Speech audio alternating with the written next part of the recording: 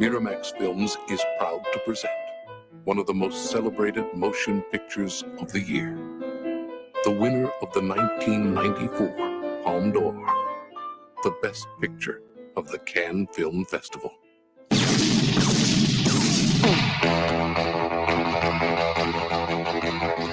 Come on, let's get in character. I'm so interested in Big Man's wife. Well, he's going out of town in Florida, and he asked me if I'd take care of her while he's gone. Take care of him? No, man. Just show her a good time, make sure she don't get lonely. Girl, you see, this is a moral test of oneself. I do believe Marcellus, my husband, your boss, told you to take me out and do whatever I wanted. I love you so much, can't count on whether or not you can maintain loyalty. Night of the fight, you may feel a slight sting. Pride only hurts, it never helps. In the fifth, your ass goes down. I have to say, play with matches, you get burned. We should have shotguns for this kind of deal. We're in a lot of danger, aren't we? I'm prepared to scout the earth right now. Oh, I'm sorry. Did I break your concentration? Get down, get down. You got a corpse in a car, minus the head in the garage. Take me to it.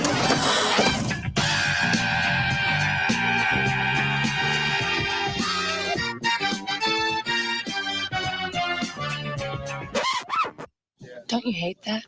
Hey, what? Uncomfortable silences. Starring Mary Barone. Mary Barone. Mary Barone. Mary Barone. Mary Barone. Mary Barone. Mary Barone. And Mary Barone. Die, you mother! In a new film from Adonis Paul. Sulk Fiction.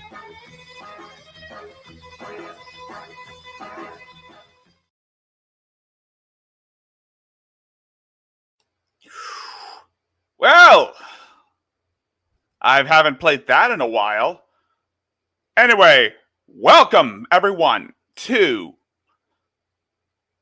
Merry Sunday Best. I am your host, Rickzilla, and yes, I have decided to use my Velociraptor form. So, as most of you know, it's that time of year again. It's that time again. That time where I, Rickzilla, rip the mentally unstable hobo known as Adrasia a new one. So, as of recently, Adrasia has been going completely on this weird tangent.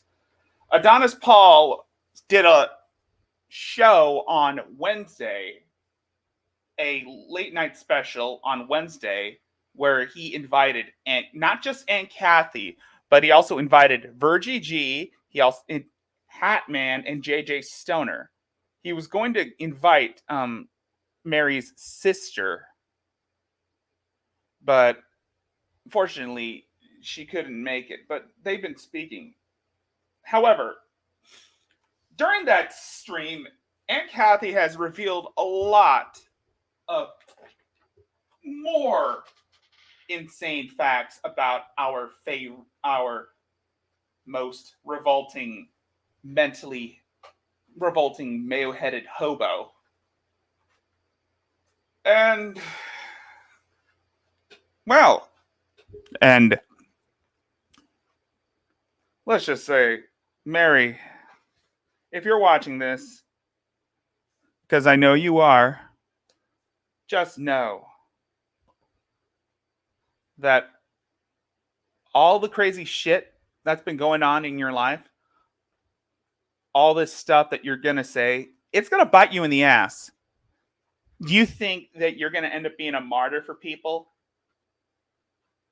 You obviously don't know what real suffering is. And from what Aunt Kathy said, which, again, I'd rather take her word over yours any day, because Aunt Kathy provides what you don't provide, and that's receipts. And for you, James Clark, and we're not going to be just, and it's not just going to be Mary. we're going to be looking at James too. I mean, James has said a lot of disgusting and nasty things regarding Adonis Paul's daughter. And I could save that for the Zilla show, but why wait? Because Adrazia and James are one and the same. And by the way, tonight's episode is about the fact that #Adrazia socks. I mean, we're going to get this hashtag out there. Post this shit. And for those of you who are turning in, if you like what I do, please hit that like button, share this with your friends, get the word out, and let everyone know we got this thing going. Please. And also subscribe to my channel. My goal is to reach 500 subscribers before summer. And hopefully, with your help, I can do just that. We're not going to do it from what order, because fuck that shit. We're going to go with the Tartanomicon shit. So, without further ado, let's take a look at some of the recent and insane ramblings of a mad woman who obviously has nothing better to do with her life than to slander people and blame everyone else for all her own problems.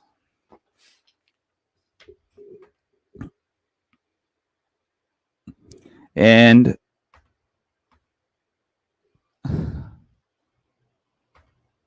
we'll just... It's got nothing to do with weed, but yeah, I had a medication. Congratulations, you guys figured it out. The mentally unwell woman is going crazy and is out of her medication. Shocker. I would have my medication if I had a therapist, but I can't have a therapist anymore because people were threatening to kill my therapist. Okay, first of all, Mary, no one threatened to kill your therapist. You put your therapist's personal information out there for obviously no apparent reason. Because you can't help yourself.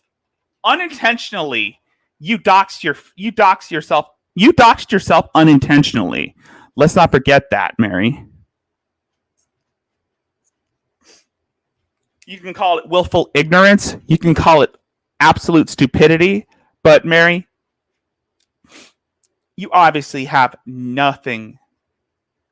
You have obviously no qualms when it comes to privacy. Nothing is sacred to you.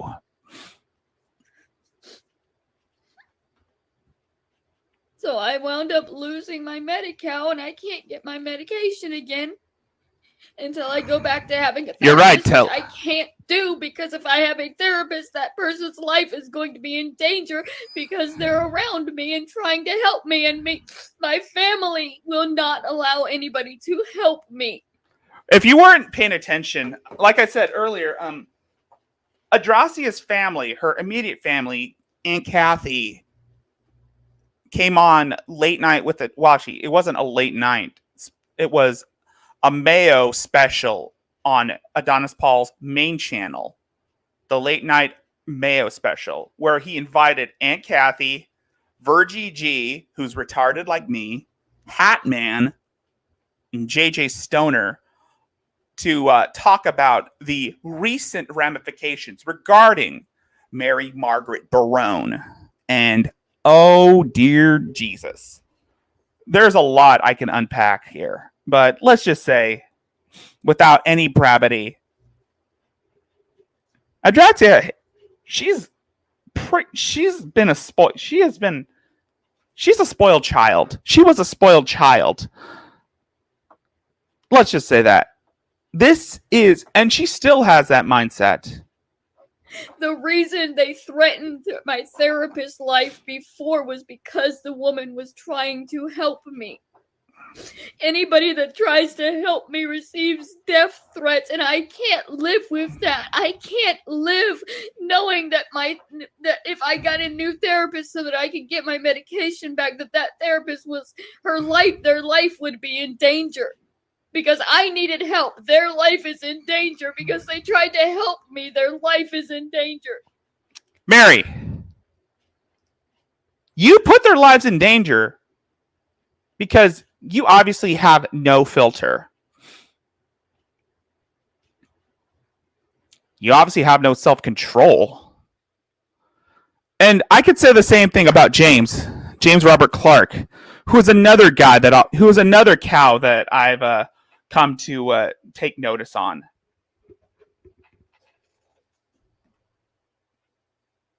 You two obviously are basically pieces of shit. And you are mentally, and I think Mary obviously is mentally a child. And I think, like, for James, he can read and write, but he's not mentally equipped to handle things the way an adult would. Same goes with Mary. That's not fair. They didn't go into this profession. That's a good question, Tallulah. That is a really good question. There's a debate going on whether or not she does believe it, but what Aunt Kathy said is that she does this all the time with everybody. She pretty much makes up crazy nonsense as a way to get people to pay attention to her. That's what she does all the time, is she's trying to get people to continue paying attention to her. I mean, for most of the time, we've been ignoring Mary up until this very moment. Well, yeah. And now Mary's got a new cope. She is now saying that Adonis Paul is stalking her, which, of course, he wasn't. And she made up this false accusation saying that Adonis Paul was pretending to be an undercover cop. He didn't say he was pretending to be an undercover cop. Now her newest cope is that she thinks that Adonis Paul wants to kill all transgender people and all gay people. Again, not true. But she is basically saying everything in the book to demonize this man. If anything, I think Adrasia is stalking Adonis Paul and not the other way around. For their lives to be in danger because they tried to help somebody that needed Batman. help. And I'm not going to put somebody's life in danger because I need help. Yes, I need help. I desperately need help. I need medication. I need a therapist. I need help. Well, we just gave you some help. Get it because the reason why I had that help and it was taken away from me by my abusive family and my stalker who threatened to murder my therapist if I did not cease seeing them. Mary. Okay, so I'm just going to explain it here. No one threatened her therapist. Nobody threatened Mary's therapist. She does this with everyone who has tried to help her. Hell, even Adonis Paul tried to help her once, but because Mary is such a narcissist that she is never satisfied with what people give her. So she'll pretty much burn every bridge with people who have been in contact with her or who have tried to help her. She is such an ungrateful brat that it's hard to feel sorry for her.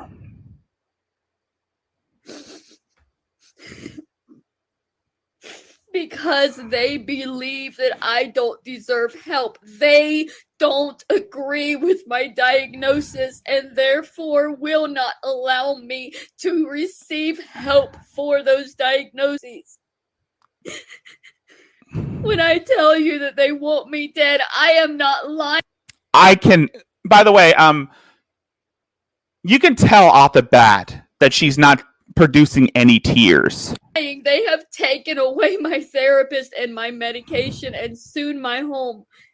because my housing is dependent upon staying in a program that I cannot be in safely without worrying that somebody is. I've seen better acting from the I've seen better acting from the Velocipaster.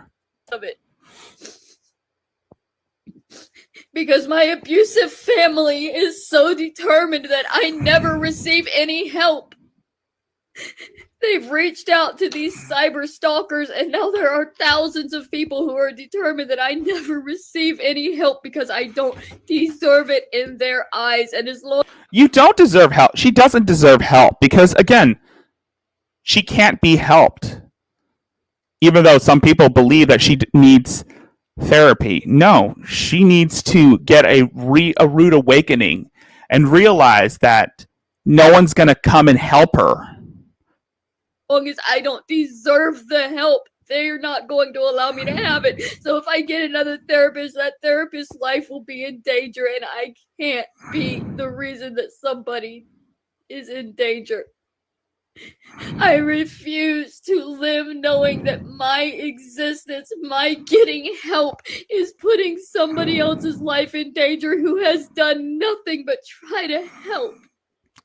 There have, like I said,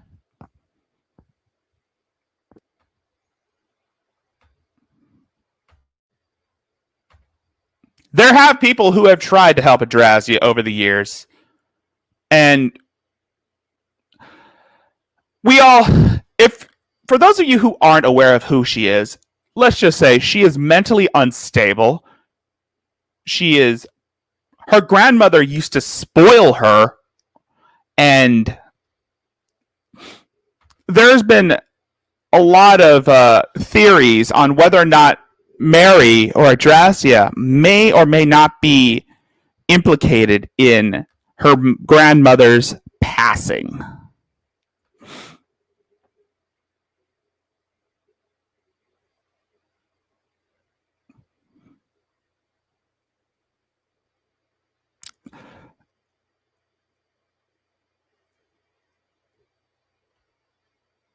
So,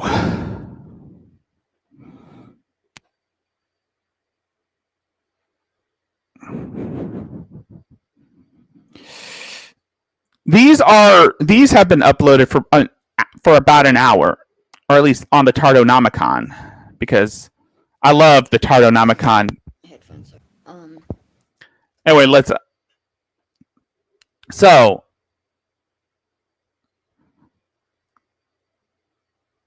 Platty, thank you. Bless her. Yeah, Aunt Kathy. Yeah, such narcissism. Yeah, she's Ann Hero. Platty. We don't know for sure whether or not she actually did plot to murder. We don't know for sure whether or not she actually did plot to have her grandmother murdered. I mean, she was seeing an underage boy at the time, and this was after the murder of Roberta Laws. After.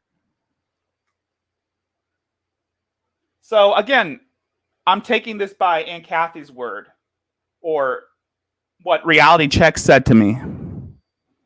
But again, there's not much I can say about this because we have no proof on whether or not she actually did have her grandmother push down a flight of stairs, because again, we have no proof yet.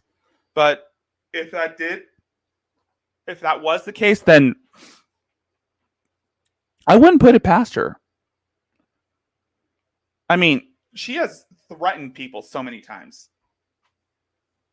She's not the sad abuse victim she claims to be. Nope.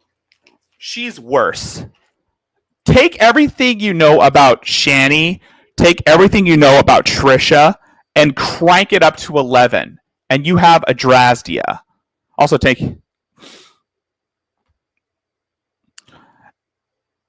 And we're going to be sharing more of the crazy shit that is Mary. So...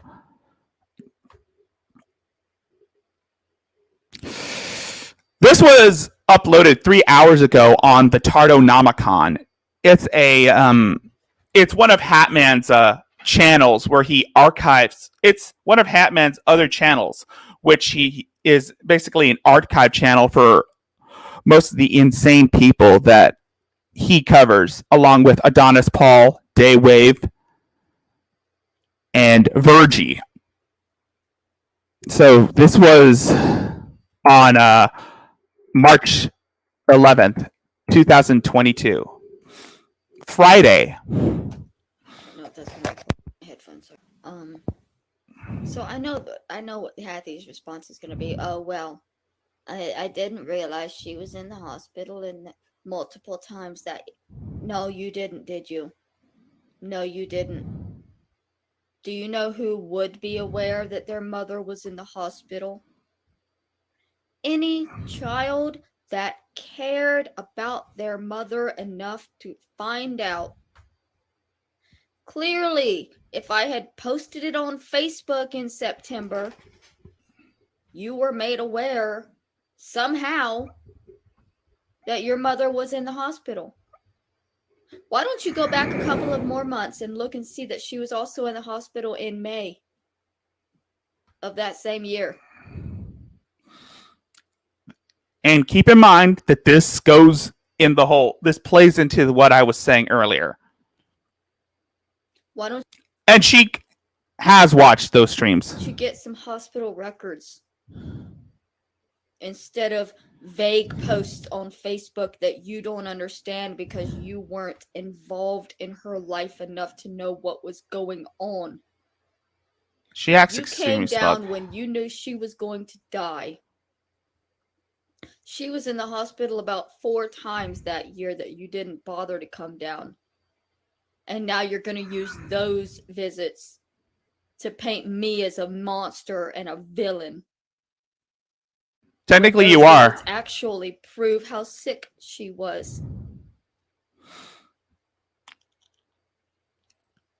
Again, if there's anyone who has anything, please let me know.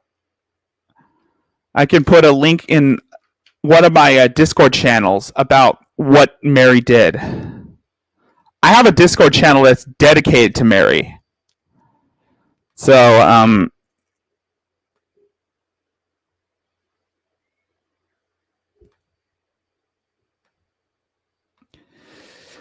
let me put that in here.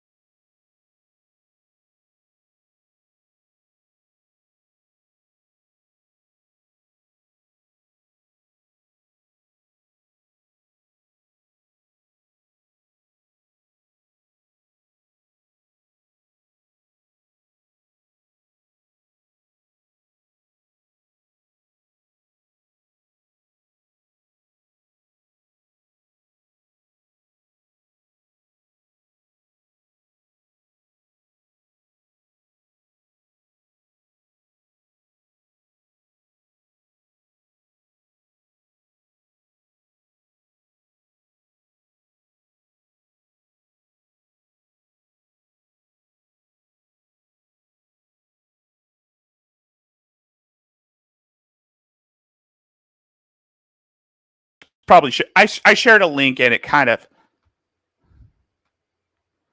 I thought my shit was gonna wear out. Maybe this was a sign.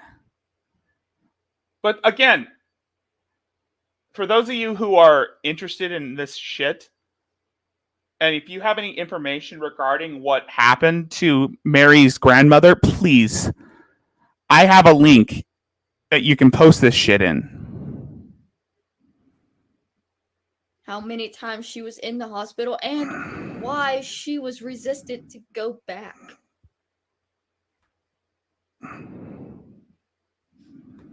If you cared I'm so back. much, Kathy, And I'm vengeance. why weren't you there the entire year? After the second long-term hospital visit that she stayed, where they were telling us that she was too weak to even do a colonoscopy. Why didn't you say, well, Mom, I'm here for you. I'm going to move in with you. My kids are all grown now. I've got nothing keeping me in Georgia. I'm here for you, Mom. Mary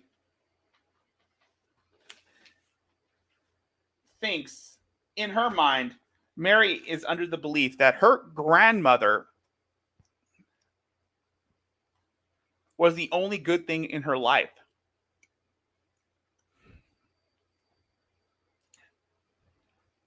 She pretty much spoiled her grandmother. Actually, no. Her grandmother pretty much spoiled her.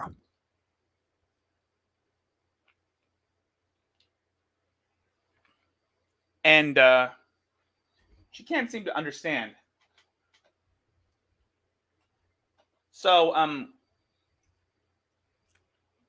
she was living with her grandmother for a while after her divorce, after she got divorced from Stephen.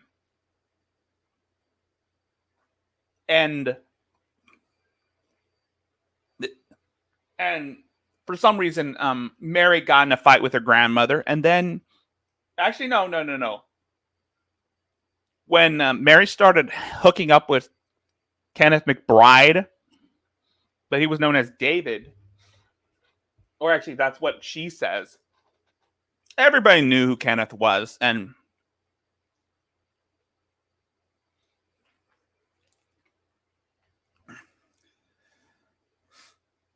they knew of his predilections.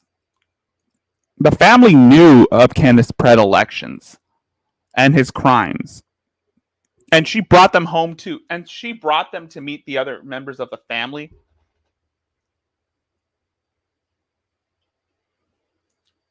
Knowing that he was a kitty diddler.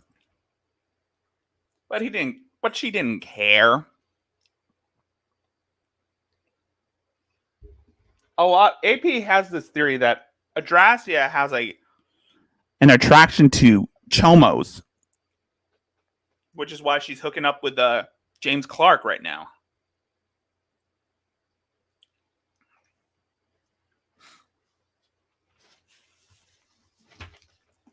She may be also a chomo too. You didn't do that though, did you? They released her and you said, okay, say yeah, I'll come back when you're dying. Well, maybe you didn't say it in those words, but that's what happened. Multiple times that year, she was at death's door. And you came and peeked in and noticed that she was going to live and fucked off. Maybe you just were on too many pills at the time to remember. I understand. I used to have an addiction to pain pills. Now this is what I call. Now this is projection. You could tell off the bat she's projecting all her insecurities on Aunt Kathy. She's done that with so many people. Like I said, Tallulah, take everything you know about Trisha and crank it up to 11. Myself. Time melds together, doesn't it? And I also understand that you're angry and you're hurt because you've lost your mother. And you realize that you spent decades not being a part of her life, and it hurts you that I was a part of her life. Mary had nowhere else to go, by the way. Mary had nowhere else to go after her divorce from Stephen.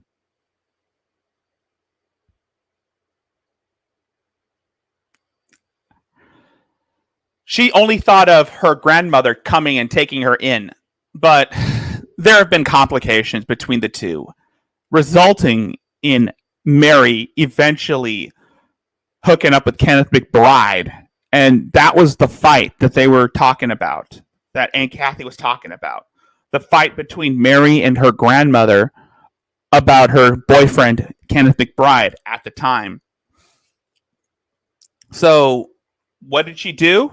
She went to go live with Kenneth and his handicapped fiance, Roberta Laws.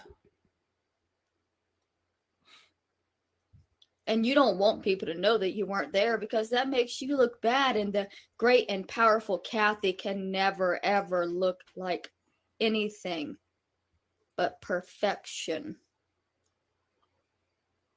No one's perfect, Mary. But we both know the truth. I have let everything that you have done to me go. Have I fought hard to get that will?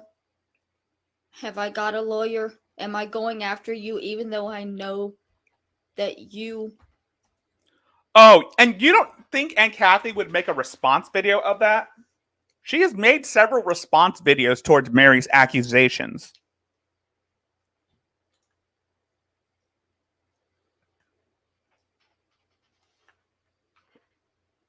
But what she's doing is living her best life. And that's better than what Mary does. All Mary does is complain and cry and pretty much blame everyone else for all her own problems. did something. It's a typical thing locals do. I'm talking about it. But I'm not doing anything legally, even though I could, am I? Because it's not that important to me. It's more important to me to get the story.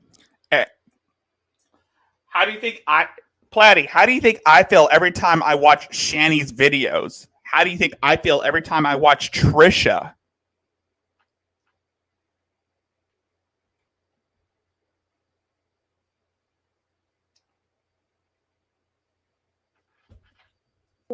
Out and to get the truth out. And when I tell people that, I can look myself in the face while I'm saying these things. A rib. Kathy cannot. Not a single video she has made where she is downing me and lying about me and creating this fictional timeline. This is projection at its finest, folks. Folks! This is Mary's projection. She's the one creating this fictional timeline here. To villainize me. Not a single one is she showing her face. There's not a single one that she can look herself in the eyes while she's saying it. She doesn't need to. Because she knows it's garbage. She knows that it's just her grieving and fighting the fact that she hates herself for not being there more. She hates herself for abandoning my mother to be beat by my father for so many years. She hates herself for abandoning her mother until she was at death's door. And because she can't... I can't. I had enough of this one. Let's get to the real thing. Aunt Kathy is a byproduct. We're getting to the real thing. Aunt Kathy is one of the people that Mary is mad at. The other one, of course, is Adonis Paul. Ever since the Mayo documentaries, Mary has been on a warpath trying to demonize Adonis Paul and saying that he's trying to kill her.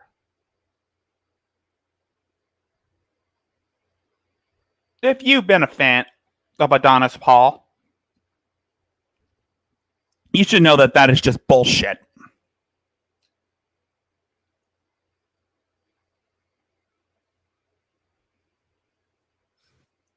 My stomach waited until 6 a.m. to explode this morning.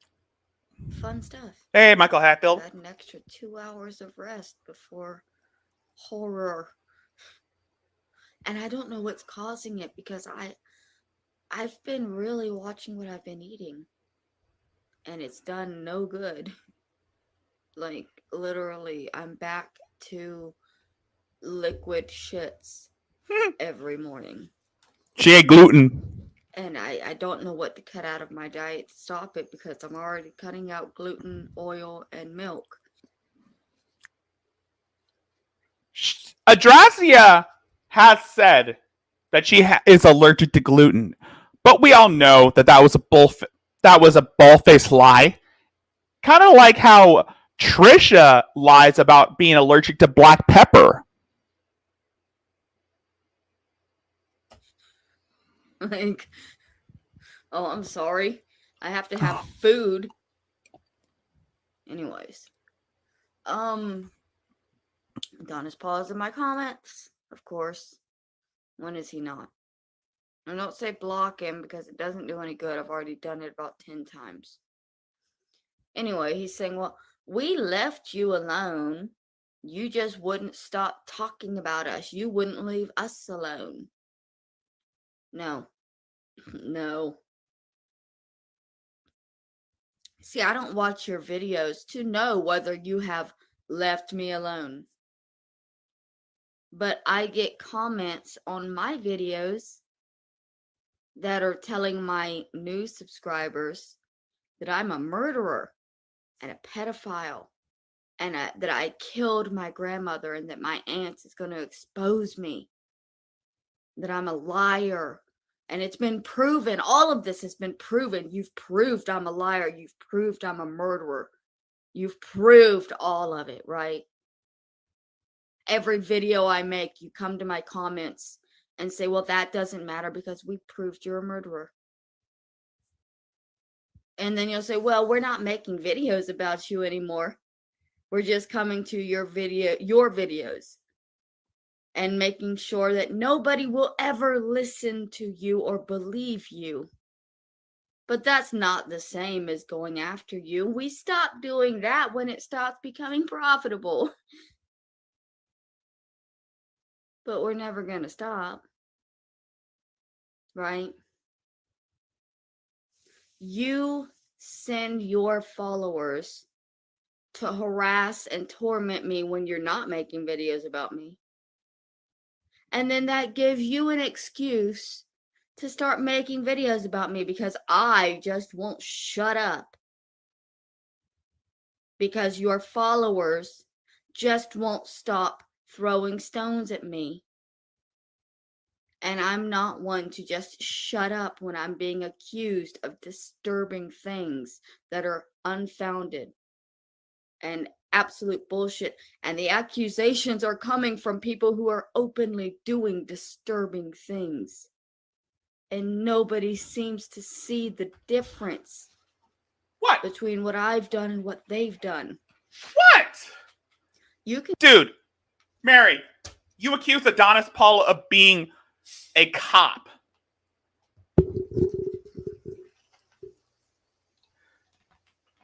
All because he mentioned undercover cops. You thought he was pretending. Well, actually, no, you accused him of impersonating a cop. He never said that. It's obvious that Adrasia is writing fan fiction in her head. I mean, Shanny's doing it right now with Drag, saying that he sent some of his shit ninjas to vandalize the Dodge Durango. You can go to any of my aunt's videos or Adonis Paul's videos or Daywave videos or Hatman videos, any of them. You're not going to find me in a single comment section. Why? I found you were in one of my comment sections a while back, last year when I first started covering you, Mary. Not one. You're going to find one of them in the comments of every video I have that has open comments. And his response of, well, I can't control my viewers. True, he can't. Well, then maybe you should not have told them I was a murderer.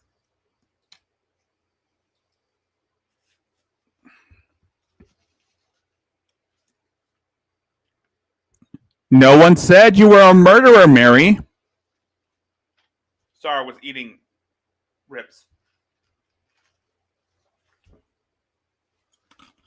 Again, Mary. Again, Mary. Nobody said you were a murderer. They said you were well, actually, some people called you a murderer to fuck with you. He didn't call you. Adonis Paul didn't say you were a murderer. Hell, he said in his first documentary, in the first Mayo documentary, Adonis Paul stated that Mary didn't kill Roberta Laws. But he also said that there were emails sent by Mary to Kenneth McBride, and they were in talks of wanting to get rid of Roberta. Maybe Mary did think that maybe Mary did think he was going to put her in a nursing home. But she did absolutely nothing when Kenneth strangled Roberta to death. Maybe you shouldn't incite a mob with your lies because you need money and lies make money.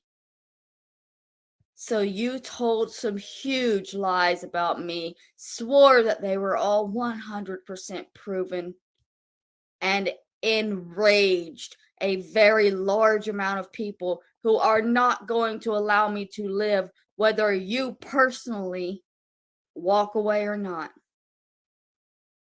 And you can say you can't control your followers all day long. You controlled them enough to create the mob. You've controlled them enough to convince them that what you're saying is the absolute truth, even though you've actually showed no proof. You've shown fragments of proof and then added your own bits and pieces to create an actual proof. Bullshit that would not be held up in any court of law. And I'm not playing with it. Fine, don't make videos about me anymore. That's great. Mary, you've incited Adrasia.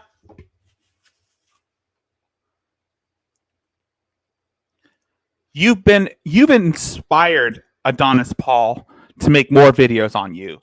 Now that you're obviously trying to have him murdered, even though that's not actually what you want. I mean, it's like Shani wanting Dragnot murdered for the tires, for the flat tire, which was a result of the pressure and Shani's weight. What I really want is for your followers to leave me alone. And you can't do that. Even if you stop making videos of me, you can't stop what you have already started.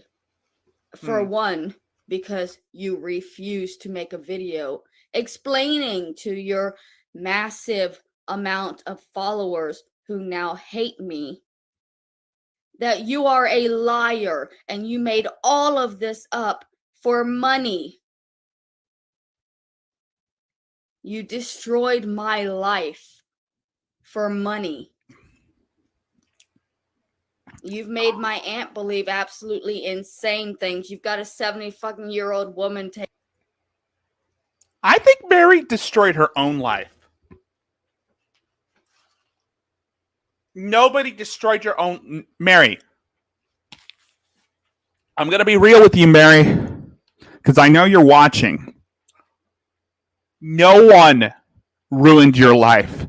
You made the choice to be homeless. You made the choice to live on disability. You made the choice to not better your situation. Nobody told you to do shit.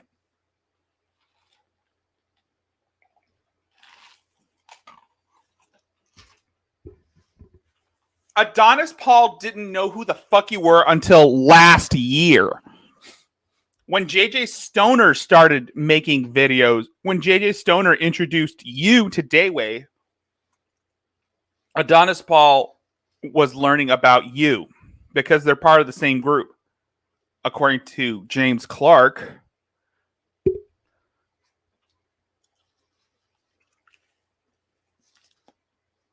taking 1,000-mile car trip during a pandemic, during a fucking war, to gather evidence and proof for Adonis Paul, Daywave Radio, Hat Man, Virgie G, their reaction channels. That's all they do. They react to your videos.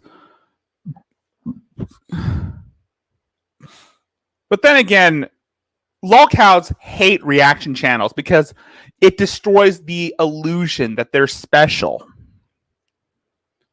Mary's no exception. I mean, Shanny's trying to go on this crusade to rid YouTube of all reaction channels, which, of course, is never going to happen. They're trying to... Right now, Shanny's trying to incite a mass doxing of reaction channels that talk about her. Adrazia and James were conspiring to do the same thing with Adonis Paul and Hatman and Daywave, Rotzi, and maybe Virgie G. But who knows? That guy hasn't been on YouTube in a while. your lies. My aunt is not mentally well, and you've messed with her head so much that you've got her out on the streets, driving around, being crazy. Just openly being crazy because you keep telling her it's normal. How many people have you convinced of absolutely atrocious things? How many people have you led to believe it was okay to hurt an innocent person because you made them believe there was something wrong with that innocent person? And then you stepped away and just allowed your followers to eat them alive and said, well, I only made a couple of videos. It doesn't matter that those couple of videos were enough to incite this mob. I wasn't a part of the mob. I stepped away. You can't ever step away as long as your followers are still coming at me with your lies. I don't care if you never make a video about me again or if you make nothing but videos about me. I don't watch them. What I care about is when you're in my comments messing with me and my supporters and my followers and going to my Facebook and messaging my friends. She doesn't have any real friends. She doesn't even have online friends. She targets people who obviously don't know the full story, and she pretty much has conned them out of their money.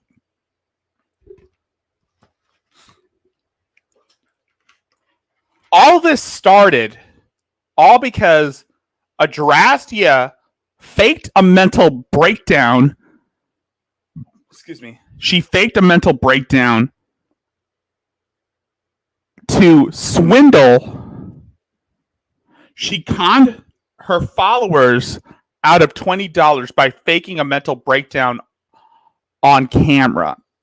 And when someone told her that they have video footage of her leaving a dispensary to buy weed, she freaked out. and started accusing Adonis Paul of stalking her. You don't have to be making videos of me every day to actively have ruined my life already. And you can't stop this ball from rolling down the hill and getting bigger and bigger. You can't. This is projection at its finest, right? This is absolute, utter projection.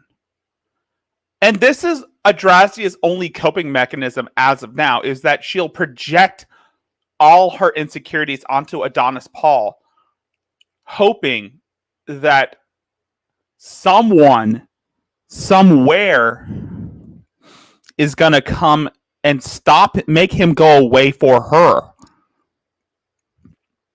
Stop it because you weren't thinking about you weren't thinking about the repercussions when you said the lies that you spread. You never do. The repercussions for other people don't matter to you because you don't have to face them. You can start the bullshit and then walk away and allow your rabid fan base to destroy whoever it is that you hate. Hey, Draven's Crypt. Hey, Draven's Crypt. How are you doing, buddy? I hope you and Renee are okay. I was really worried about you, dude. I'm not just going to bow out and allow you to do it. You have to keep making multiple accounts to come at me because I've blocked you. Have you blocked me yet? Any of you? Have any of you had to block me because I was bothering you on your accounts? You've been bothering us by making videos falsely accusing us of crimes that you have committed, Mary.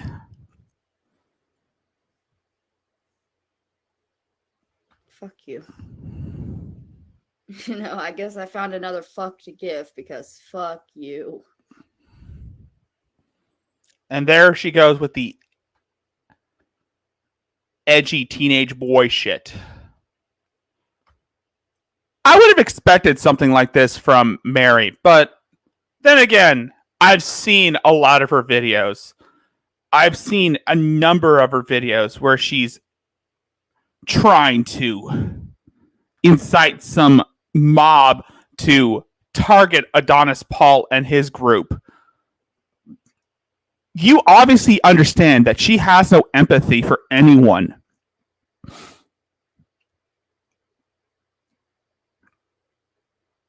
And this is a recent thing I've seen. Yes, and this was yesterday. And here's the video I show that Adonis Paul played on his show last night. It gets really crazy. Now she's making up false accusations saying that Adonis Paul is homophobic. Dude, his character is a conservative.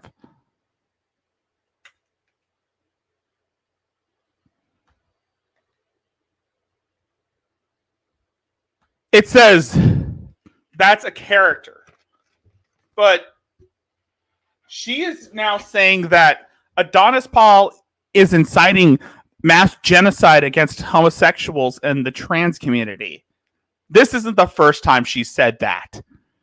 Remember when she accused people of being Nazis when they heard that her ex-husband was sleeping with an underage girl? And that she was driving him when she was driving her ex-husband to an underage girl's house for quote unquote emotional support. And she called us Nazis. Well, not me, but Adonis Paul's people. She called them Nazis. And then she called Adonis Paul Adonis Hitler. Which he replied saying, "What? I mean, don't call me Hitler."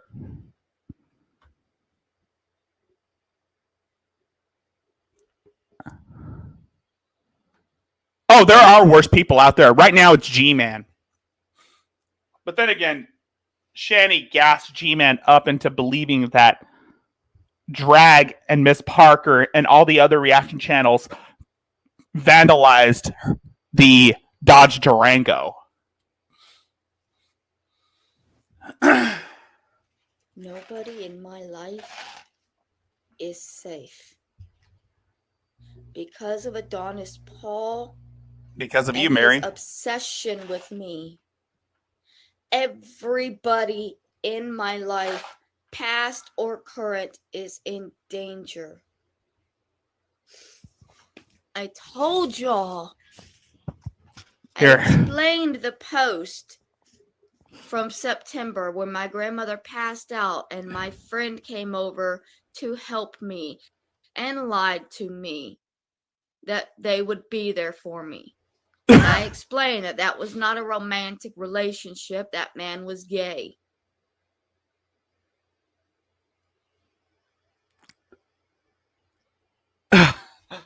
Oh, God damn it, Mary. When this is... Go on.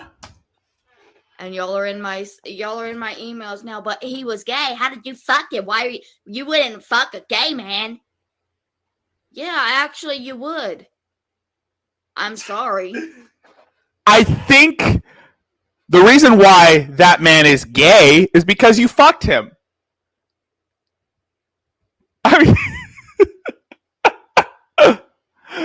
I mean, having sex with you can turn you. Having sex with a Dracia can turn a straight man gay, just like that. But if a I lot was of gay men also have sex with women.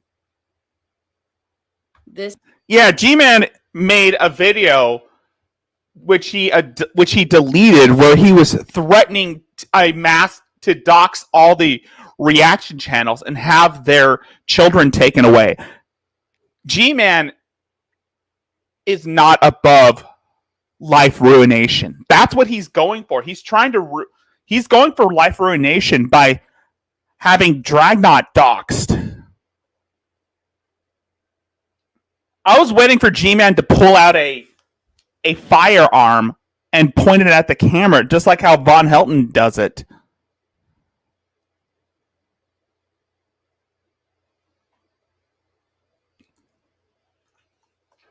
Then again, I would imagine that G-Man would end up being investigated for inciting violence against another user. You know, that shit doesn't bode well on YouTube if you're doing that. This is shocking to many of you. You can't understand it. It's called being bisexual. But he did not say he was bisexual. He didn't, what do you call it? Associate, oh god damn it. She can't come, she's having a hard time. You could tell off the bat right here that Adrasia is having a hard time coming up with new lies. I'm just gonna speed her up because I can't remember the name. I can't remember what they say when you are one thing, but you. Oh, sorry. You don't say that you're one thing. You say that you're something else. He was bi, but he lived as a gay man because he had a husband, and his husband had a son. So just because a gay man has sex with women does not mean that that man is no longer gay. People are very, very upset. They're in my comments. They're in my emails screaming at me. Give us his name. Tell us his name. We want his name.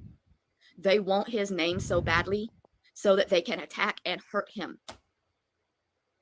If Foodie ever does threaten people's lives, call the police.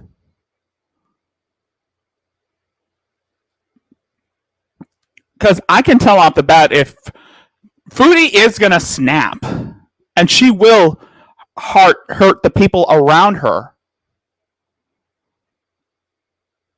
I'm surprised Pete hasn't called the police on her.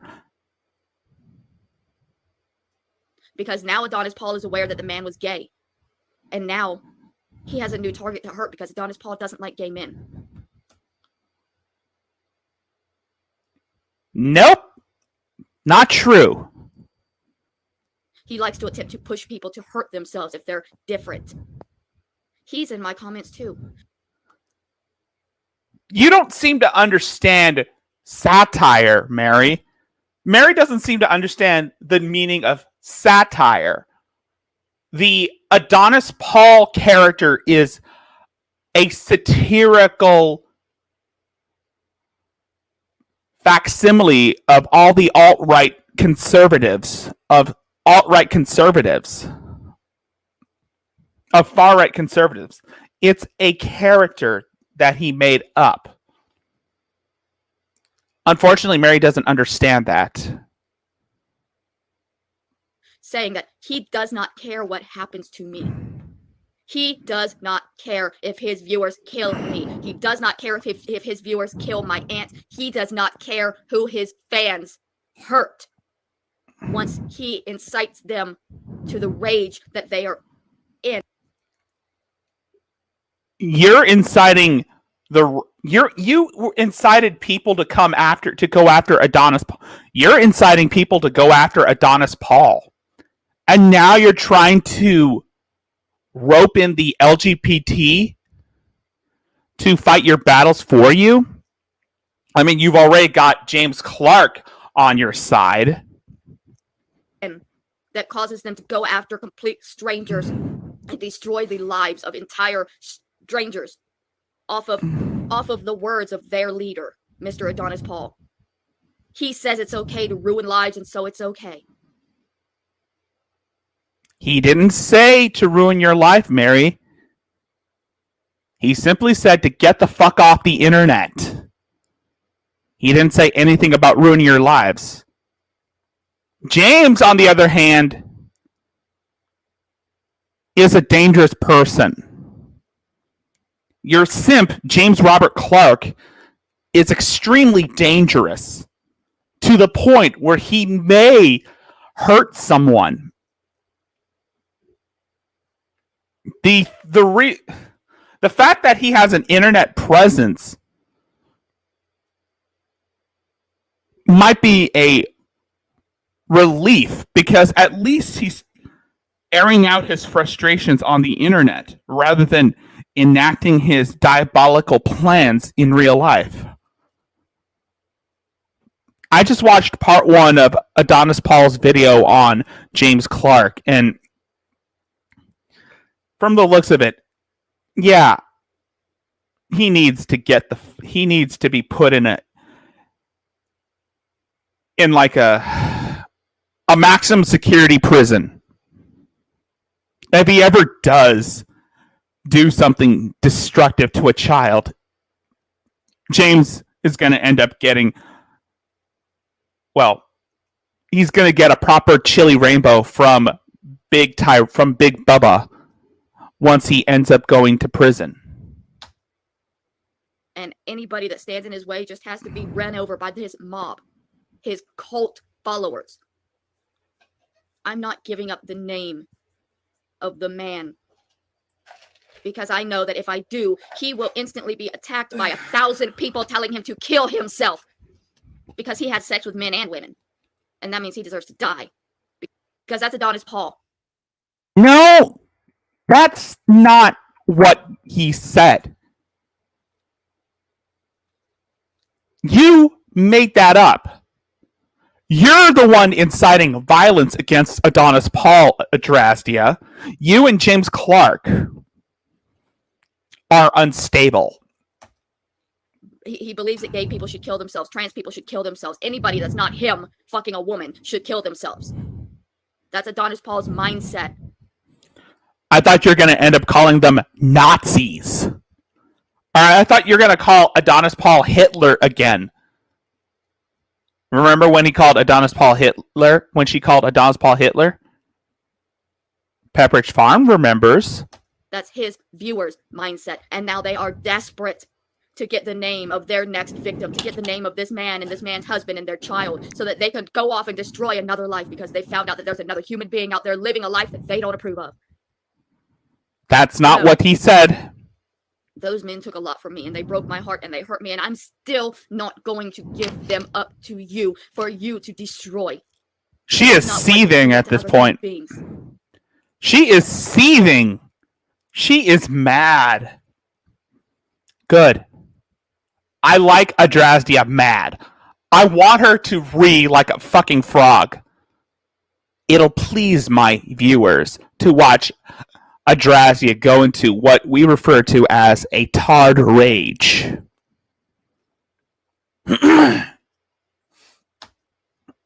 What happened back then was bullshit, but it wasn't a murder plot. You'll want his name so bad, fine. Contact the police. And I will give the police those men's name. And only the police. If you truly want this to be a murder investigation, you want to harass and intimidate. I would say that if any man ever had sex with Adrastia, he would immediately turn gay just by being inside her. Adrastia might be known to turning men into women and turning straight men into gay men just by being inside her. Anybody involved in it, contact the authorities, and I will give them all of the information they need. Scream. You, Adonis Paul, as I have said before, Scream are not for me. a police officer. Your cult members are not police officers, and you do not have the right to demand names so that you personally can go after people you believe have committed crimes. Mary, sit down for a bit. Mary, sit down for a minute, because what you said right there makes no fucking sense. Again, Mary, no one's going to believe you. You've made almost 10,000, almost 1,000 videos projecting your insecurities onto other people, shifting the blame onto other people.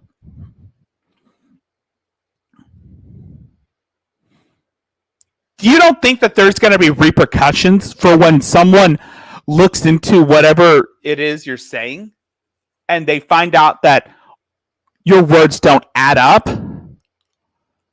Do you think that there won't be any repercussions for when someone ousts you as a liar? Adonis Paul Adonis Paul spoke to the people who know you in real life, not just Aunt Kathy, but the people you've interacted with. The church that kicked you off their property, the shelters that you stayed in,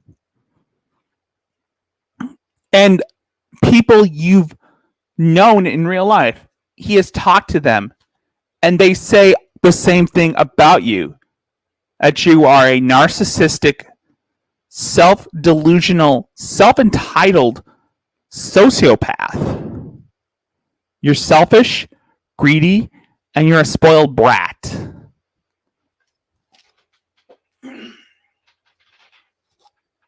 You are not a cop, Adonis Paul. You are not a detective. You are not running an investigation into me. If you believe a crime has been committed, go to the police with the information you have.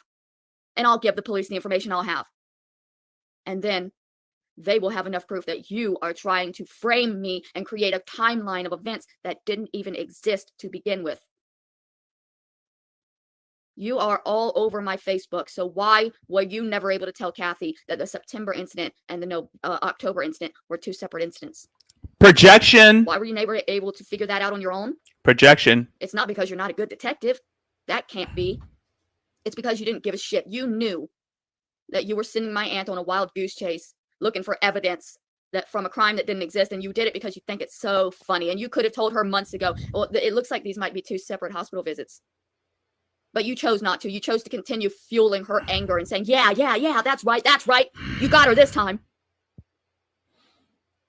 You're a piece of shit, Adonis Paul. I had to speed her up. I had to. She's boring to listen to when she's like this. But when she gets angry, That's when she gets interesting. Like I said, like with most lolcows, Adrasia's behavior comes in cycles. Let me make sure that I say this in terms that you will understand. Mr. Paul, you are human garbage, and you should not be on YouTube. And you are putting other people's lives at risk. There is 2 gay men and their son who are now in danger, because if anybody finds out who they are, they will be attacked and possibly killed. This is not just cyberbullying. This is cyber terrorism and going after my friends from back then just because they're gay. That's a hate crime.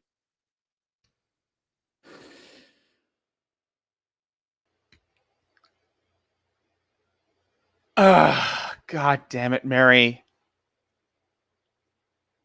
Do you ever shut up? This is all just projection. And I can tell what she's trying to do. I can absolutely tell what she's planning. It's the same thing she did when she made those videos saying, "These men are trying to kill me." She's trying to latch onto a political movement to garner sympathy, to get them to fight her battles for her. It was last year. It was the feminist community. The feminist community. Right now, it's the LGBTQ or the LGBT. She infests the movement, and she tries to play the victim and tries to get people from said movement to be on her side. She's trying to find someone to buy into her bullshit so that she can manipulate them and weaponize them. Kind of like how Shani did that to G-Man. So go ahead and go to the police and tell them that you believe this gay man conspired and did all of these things. Go ahead. I have no problem speaking to the police, and they'll have no problem speaking to my friends, because none of us have done anything. But I will tell you that I'm not going to allow you to commit a hate crime. Hey, Robin. Against another human being and use me as your excuse. Exactly. I'm not going to allow these 2 men to be beaten and lynched in the street. Hey, Robin. And you sitting back watching saying, well, if they weren't friends with that bitch, if only they had never met Mary, they would be fine. That's not how fucking hate crimes work. You're going after these men now because they're gay and you want them killed.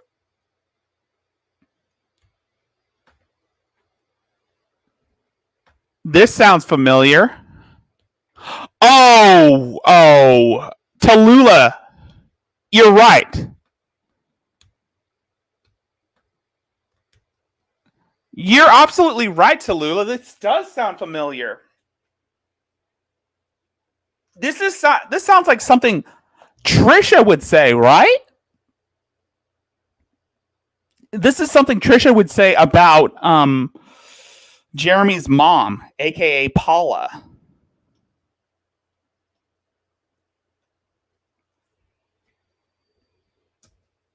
I'm surprised Trisha didn't call Paula's viewers or Moonbear's viewers Nazis. I'm surprised she didn't call Paula Hitler.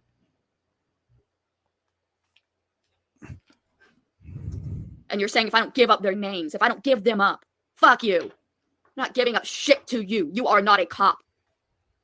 You have the proof. You have the evidence. You have everything, right? You had enough to send my aunt on that wild goose hunt. So why don't you contact the police and send them running around like stupid idiots on your half-baked theories? Oh, yeah, you won't do that because you know that false reporting to the police is a crime. And you don't want them to know that you're setting... I'm still waiting on Trisha to start wearing a dunce cap and start passing out flowers. I mean, I'm still waiting on Trisha to wear a dunce cap and pass out flyers saying that that Jeremy's mom is a stalker.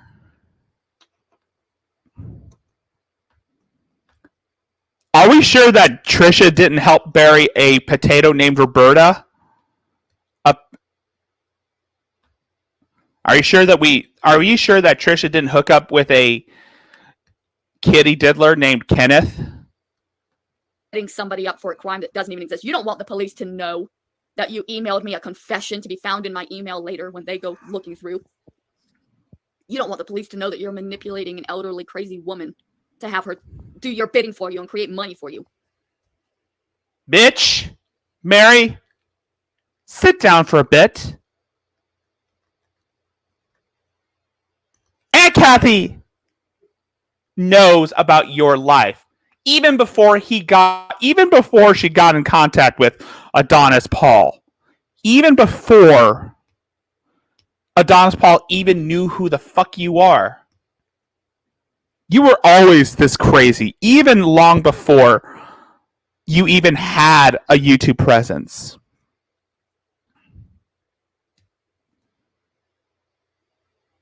You held your grandmother hostage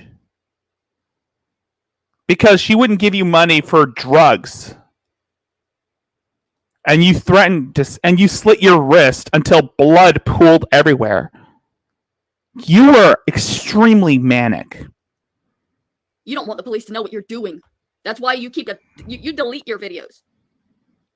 That's why you deleted the video where you had a fundraiser to go and piss on my little brother's grave. You deleted that video because you're ashamed of it, and you know that if the police found it, or if anybody that mattered found it, they would tell you about your shit because it's bullshit and it's garbage, and any human being with a soul can see that. I have shown. I wonder, maybe she is in jail. Who? Trisha? Are you saying that Trisha is in jail right now? I doubt it. I doubt Trisha's in jail. She's probably hiding.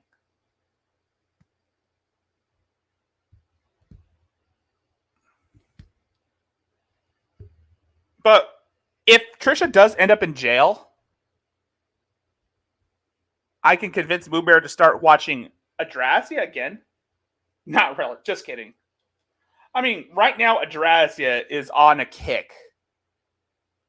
And if Moonbear ever gets tired of Trisha, which she never will, we can always look back at some crazy Adrasia moments, including this one right here, where she's accusing Adonis Paul of wanting to have a gay couple executed because they know her.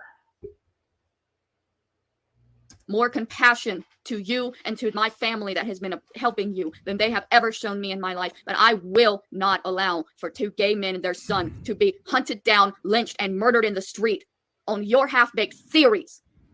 You need to take your theories to the police if you believe any of them. You don't get to create mobs and send them after gay men. This is 2022. And I'm not going to be a part of your hate crimes. Gay men, gay women, gay human beings, bi human beings. I mean, this is not the first time she's tried to start a movement to fight her battles, to fight her war. Remember Justice for Bubba? Remember the 3 days to end cyberbullying?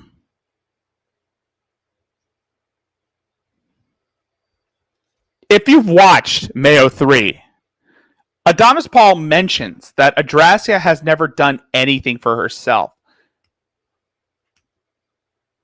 And this is the same for her online behavior, where she is making videos where she's screaming at the top of her loud, hoping that someone with half a brain and a pocket full of pesos comes to her rescue. That's what she's looking for. Trans human beings have the same rights to exist as you do. And you want them killed. You want to know their names so bad so you can send people after them. The police will know their names if they contact me, because I know that the police aren't going to go off on their own and kill these men. That's what the difference is between giving names to the authorities and giving names to a hate mob. Adonis Paul is actively trying to have two gay men and their son murdered. And nobody's ever going to believe me. But I'm not lying. Every time you see somebody in my comments demanding the names of those people, it's because they want to know who they can kill. No The reason why they're asking their names is because they're questioning whether or not this story is true, which we all know is not, because, again, you're not a reliable narrator, Mary. Your book is, or is that, if that's what you call a book, your book is proof that you are an unreliable source. Since you basically steal stories from people and pass them off as your own. Trisha does the same thing too. She steals people's stories and tries to pass them off as her own. That's why she was trying to interrogate Moonbear about her life. It's obvious she wanted to steal Moonbear's history, past discretions, and pass them off as her own. That's what narcissists do. If you did that, you'd probably do the same thing too. Without feeling any remorse for it, because they have no remorse for the gays. But the question is, has Trisha buried a crippled woman with cerebral palsy? But was Trisha an accessory to a murder? That's the difference between Adrastia and Trish. That's the only difference between Adrastia and Trisha, is that Adrastia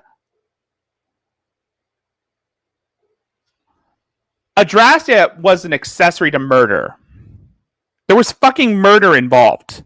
Has Trisha ever been an accessory to murder, Robin?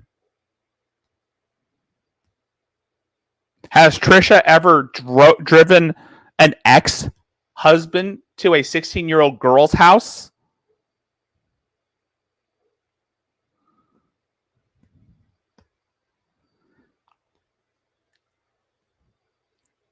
Has Trisha ever pushed her grandmother down a flight of stairs and waited until she died to call 911?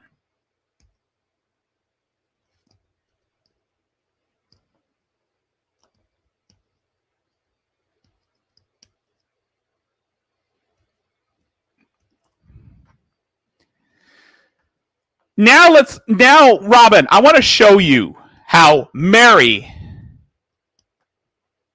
handles things. If you don't know, one of the things that Mary is known for is faking a meltdown on camera. And this is where we get to see. It's not ever going to end. No, it won't. And nobody's ever even going to believe me. Why should they? These men are in danger now just because they know me. Just because they know me. Just because they were acquaintance with me. Just because they were around in 2015. They're in danger. Somebody's going to track them down and murder them. Just for existing. Just for existing. Just for being alive. Just for being there. Just for being human beings that were in the same vicinity as me. And there are so many people out there that want me hurt that they're going to track down and kill anybody that has ever come into contact with me. I think you do that yourself, Mary. Everything you touch turns to shit. There is nothing I can do. All I can do is reach out and scream out to be heard. And nobody is going to hear me. These people are going to kill them. They're going to kill me, and nobody is going to listen. You have no idea what it's like to be in such total fear for your safety and have the people that are threatening you mock. Adrastia does the same thing too. What she's doing right now, she's trying to incite the LGBT and weaponize them. She's trying to weaponize the LGBT to go after Adonis Paul and his community. That's what she's doing right here. Why she's faking this meltdown right now is that she is trying to claim to be an advocate for the LGBT. Remember, she tried to claim to be an advocate for mental health? Oh, wait, Robin, you weren't there when Mary said that shit. But I'm pretty sure you've seen Mayo 3. You and laughing at you and belittling you and just imagine somebody threatening to kill you, and when you reach out and tell somebody, they're walking around behind you, mocking you and laughing at you and belittling you and putting you down. We're gonna kill you. We're gonna kill you. We're gonna kill you, and nobody cares. We're gonna kill you, and nobody wants you, and nobody loves you, and nobody cares, and nobody's ever gonna believe you. Nobody's going to listen to you. Nobody's going to accept that this is even happening, even though it's happening right there in the open. The Batman. Funny you should say that. Ninjas are going to kill her. Oh, no. Adonis Paul has no shit ninjas. Adonis Paul has no shit ninjas. What Adonis Paul has are fuck people. Because they fuck with people. Hence the name fuck people. And like with any other creator, he doesn't control his audience. He's not their master.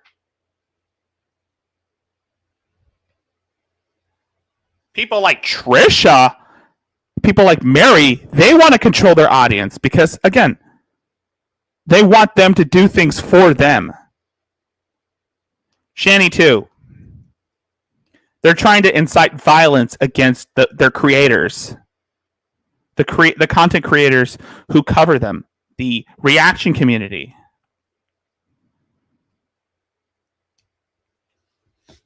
In the public where everybody can see it. They have been actively doing this for a year. They have been threatening, they have been tracking, they have been stalking. Adonis Paul has been following me and taking videos and pictures of me to use against me. And now they are going to kill Chad and Terry. They found them already. No, Robin. Adrastia didn't kill anyone. Adrastia didn't kill anyone. Not that we know of. Well, not that we know of. But she was an accomplice to a murder that took place in 2009. Like I said, she was an accomplice to a murder. And she helped bury the body in the backyard. And spent all of the disability checks on frivolous things. And then until that shit ran out, the welfare money ran out, until Roberta's disability check money ran out, she decided to go to the police and confess and tell everyone that Kenneth McBride was the one that killed Roberta. Because Kenneth McBride outlived his usefulness to Adrastia. And that's what Adrastia does with people. She uses them and then throws them away. I didn't even use their names, and they somehow figured out who they were, and now they're going after them. They sent me a memo last night letting me know that they have located them. They are locating them. They are finding them. They are going after them. They are going to take care of it. And these men didn't do anything. They're pieces of garbage. They took advantage of me. They ran out my money as fast as they could, but they still don't deserve to be killed for it. They don't deserve to have their lives ended. They don't deserve to be tracked down and beaten in the streets just because they're human beings that know me. Nobody deserves this. Nobody Scream for me, Adrastia. Scream! Scream like you mean it.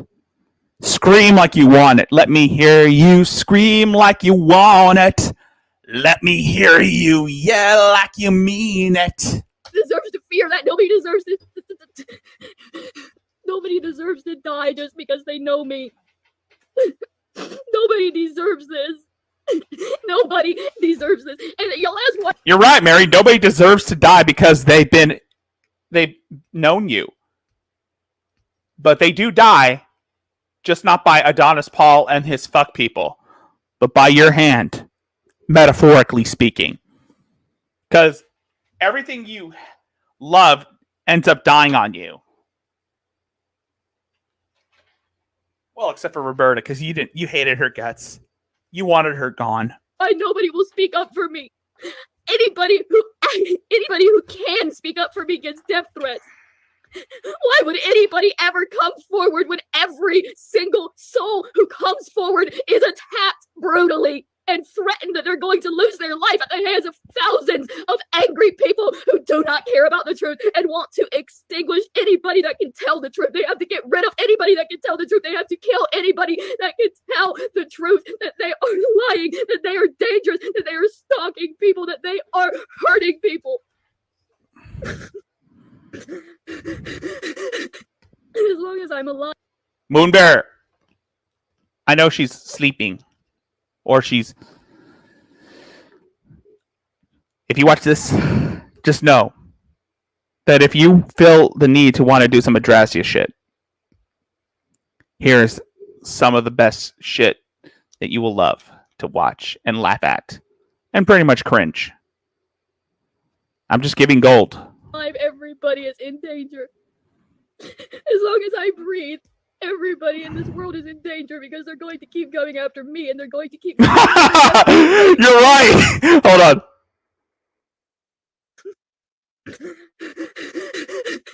As long as I'm alive, everybody is in danger. As long as I breathe, everybody in this world is in danger because they're going to keep going after me and they're going to keep coming after everybody who cares about me, everybody who listens to me, everybody who tries for a second to believe me. Yes, you're right. I love that pause game.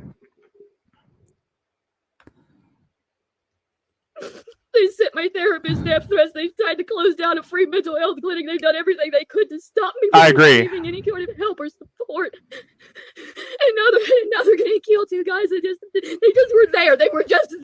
She's not worthy of a Godzilla monster name. To Batman. She's not worthy. There. They were just existing in my life. They were just...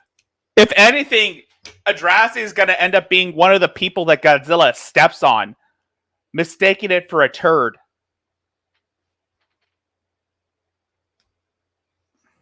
Around, and now they're going to be killed. They didn't do anything. I didn't do anything. It doesn't matter. They need me to be this... Adrasia is going to be the first one, would be the first one to die during a Godzilla attack.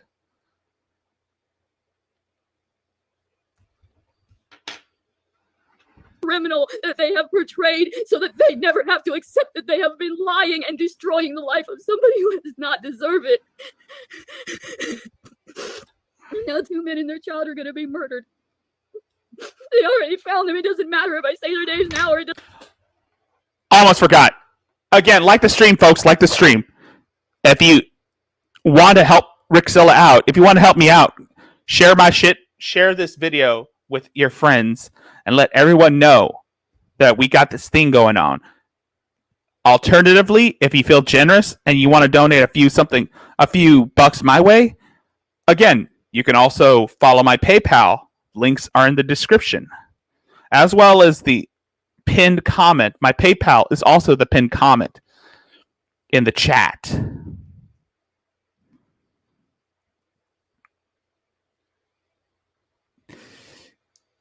Alternatively, if you want to support your boy Rickzilla, feel free to subscribe to his channel. But if you want to hang out and talk, there's also the Discord, as well as my Twitter, Instagram, email, Facebook, you name it. I am a king, and I need my subjects. Doesn't matter if I say anything now because they've already found them. They told me last night, they emailed me last night that they have already found them. She. What was she doing for her, Robin?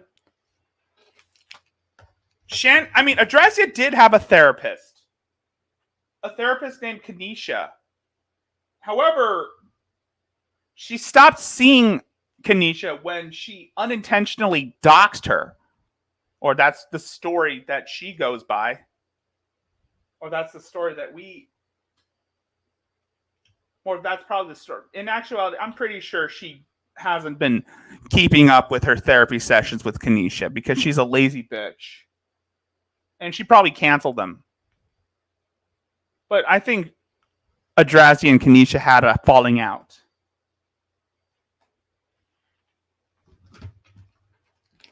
probably because Adrazia doxed her therapist. They found them and they're going to hurt them just because they know me. Because they used to know. These men haven't even spoken to me in 6 years. They're just going to wake up one day to knock on the door and have somebody kill them because they associated with somebody half a decade ago. Fake CNN tears to Batman. Fake CNN tears. She only produces fake CNN tears. Oh, I would love to see that too, Robin. I've been trying to get Trisha. I've been trying to get Trisha to look into Adrazia or try to invite Adrazia on her show. But Adrazia doesn't like people. Actually, no, that's a lie. I mean, there was a video where she was hanging out with a group of IRL people from the IP2 community, the Ice Poseidon community. And they were striking up some conversations. So, again, who knows? Maybe she might talk with Trisha. And maybe they might be friends. Maybe they might invite Shanny to be part of their troop. Oh, and now suddenly they're just going to be killed. They're going to be beaten in the streets. They're going to be killed. Why won't anybody listen to me? Why won't anybody understand how dangerous this is? For a year, these people have been doing this to me. I am in danger, and anybody that even breathes near me is in danger. We are in danger. For those of you who are mods in Trisha's streams, I'm pretty sure she's nuked most of her mods. I don't know if Trisha has been active lately. I mean, she might be in jail. She might be in a nut house. She might be 54-50'd. Who knows? But if she ever does resurface, let her know about Adrazia. We are going to be killed. These people are never going to stop. Please, God, somebody hear me. These people are never going to stop. They are going to kill us. They are tracking us down because we know the truth and they don't want it out. My family will stop at nothing to silence me, even sending people after anybody who knows me. That's why Kathy was going around to the neighbors trying to find somebody to get information from that she could hurt, that she could silence. No. It's all... Nobody's ever going to believe me. Nobody's ever going to believe me. Nobody's ever going to believe me. Nobody's ever going to believe me. I've been screaming and begging to be heard, to be helped for a year, and it's still just getting more and more dangerous. Just more and more people are being put in danger because I'm existing. What ends it?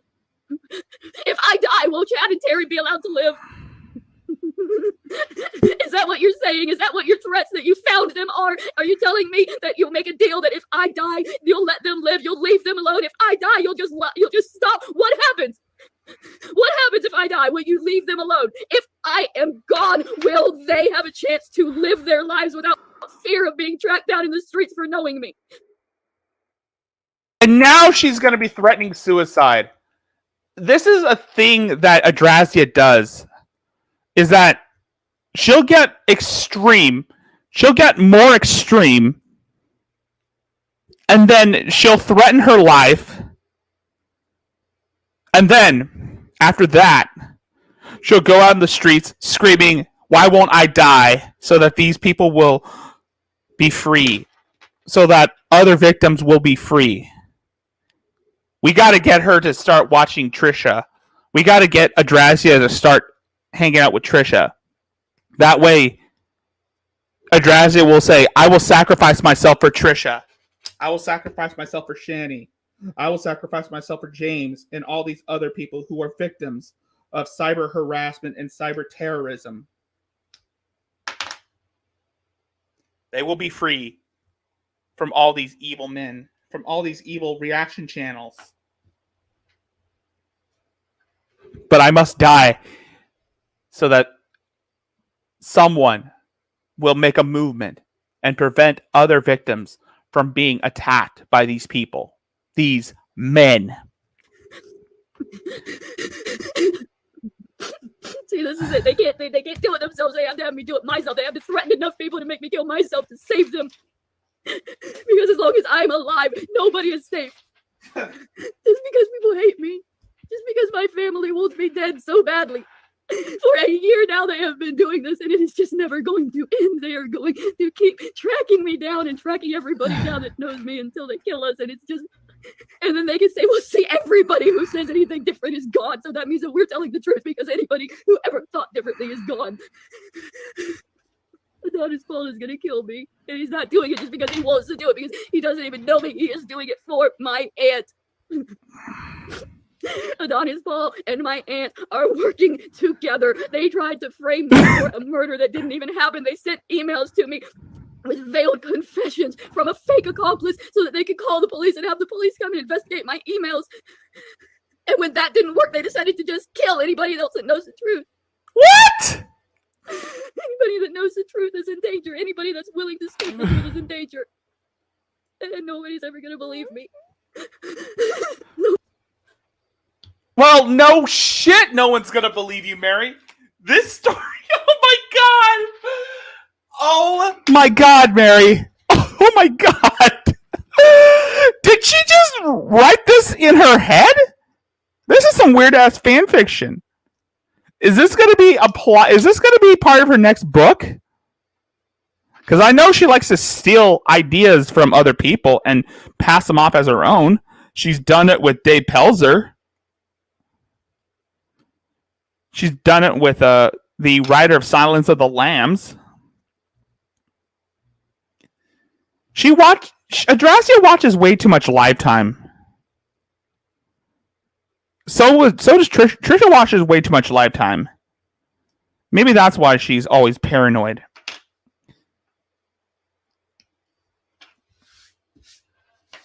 And according to what Aunt Kathy said, Adrasia likes to imitate other people because, well, of course, Adrasia would imitate other people. Narcissists don't have a personality of their own, so they just imitate other people and try to use their personalities. And that's the thing I see with Adrasia. Same thing with Trisha. Same thing with Shani. And Aunt Kathy said something that really makes it look awesome, is that Adrasia is too lazy to be sexy. She's too lazy to be a slut. She couldn't even put in the effort to be a call girl. Then again, she's too fucking ugly to be a call girl. She's too ugly for E-fame. Okay, maybe I'm just insulting her. Sorry about that. Nobody's ever gonna believe Her me. attitude is uglier. Oh God, nobody's ever gonna believe me. I have spent my whole life screaming out and begging to be believed, and it's never... I will never stop screaming. It's never... Hashtag I will never stop screaming. They're gonna kill me. After so many years of surviving my family, they're finally going to just have me hunted down and killed. I fought for so long. Actually, Adrasia sounds more paranoid because she's basically living in... She's living in a fictional world where she's the victim 24/7. She might as well be living in a fantasy world because no rational people would ever say this shit about anyone, let alone their own family.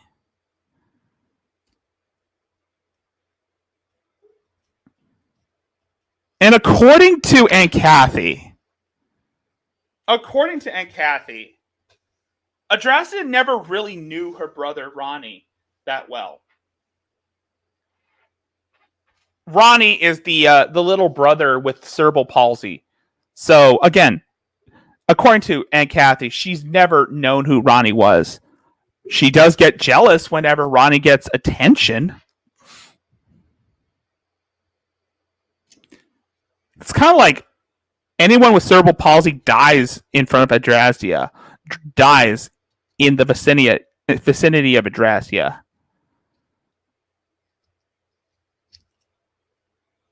I don't know. I don't even have friends anymore, and they're still going to be killed because they knew me. I don't even have friends anymore. I'm not allowed to have friends. I know anybody I know is in mortal danger from my family that wants me dead. It wants me to suffer and will not ever stop. They will not ever stop. Abusers never release their victim. Even after I'm dead, they will continue using my memory to abuse others. No, they won't. Nobody's ever even going to believe me. Why should people believe you, Mary?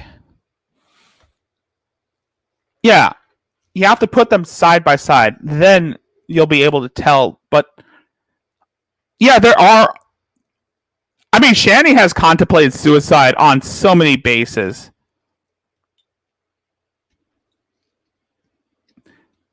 Trisha has contemplated suicide. And they've been trying to accuse people of inciting suicide on people. But I've never seen Shani say that she'll be a martyr for victims of cyberbullying.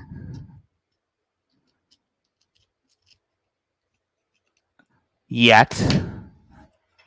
Damn shit ninjas. I mean, if you introduce Adrasia to Trisha, she'll freak out and say, where is this? Who has this proof? Who has been talking about this murder? Adrasia does this on a daily basis. And you wonder why nobody believes her?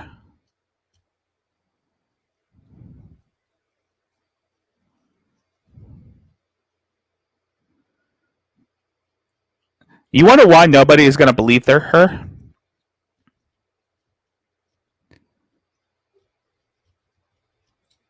It's obvious. Anyway, let's get back to more of the crazy shit that is Mary. Once again, all of this is from the Tartanomicon, the archive channel that was made by the Devil's Own, aka Hatman, a man of absolute awesomeness. So, without further ado, I shall link the Tartanomicon.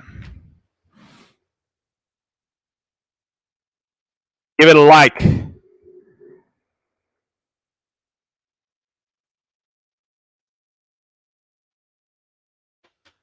that shit a like. Because, again, we need more people looking at this shit and sharing this shit around. And also, I give you... Also, I'm going to link my friend's mentor, Sir Hatman's channel. My friend Widow's son's mentor, and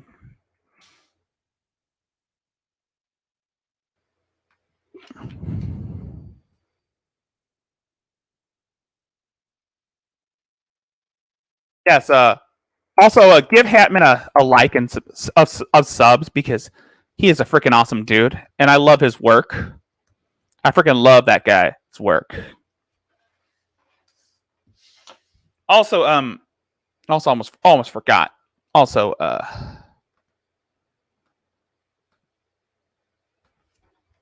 subscribe to Adonis Paul.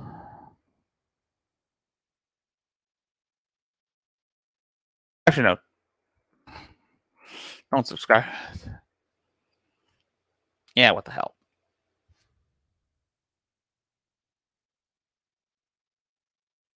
Also, subscribe to Adonis Paul. I mean, he does...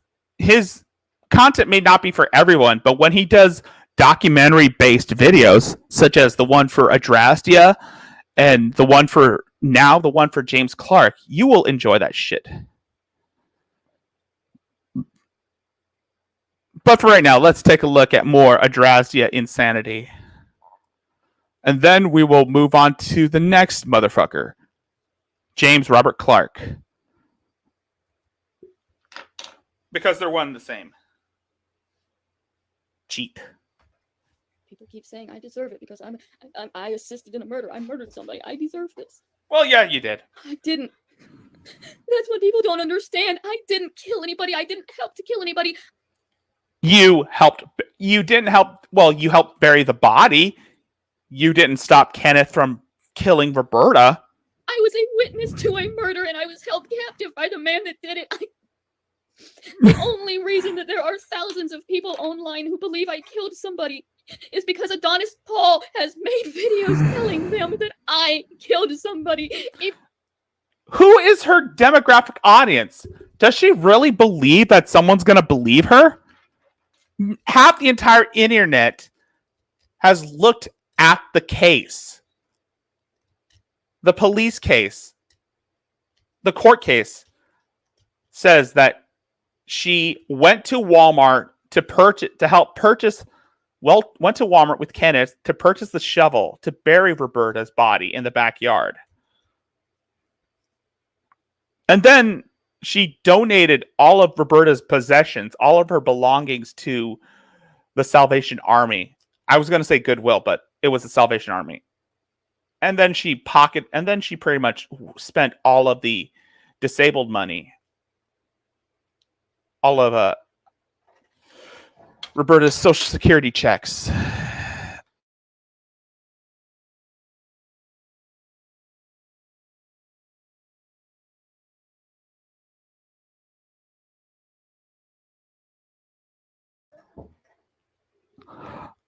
Oh, Roberta Laws was Kenneth McBride's fiance of 10 years. Kenneth McBride was a convicted child predator whom Adrazia came in contact with through Craigslist because she wanted a good fuck. She wanted to suck someone's dick for weed money. So basically, Adrazia was prostituting herself on Craigslist. And Kenneth McBride was one of the people that answered her ad. And that's how they met. She wanted someone to take care of her and do things for her. And when they found out when Adrazia's family found out that Kenneth McBride was a chomo, they, I guess they tried to convince her to stop seeing him. And that's when the argument happened between her and her grandmother. And that's when she decided to live with Kenneth and Roberta. She was pretending to be a caregiver for Roberta. Roberta Laws had cerebral palsy and was confined to a wheelchair, just like Mary's little brother, Lil Ronnie, or Bubba, as what he refers to her, as what she refers to him as. The whole justice for Bubba thing. She has these little nicknames for people. She probably has nicknames for her victim, which her people, I mean, I shouldn't be calling people. I call them,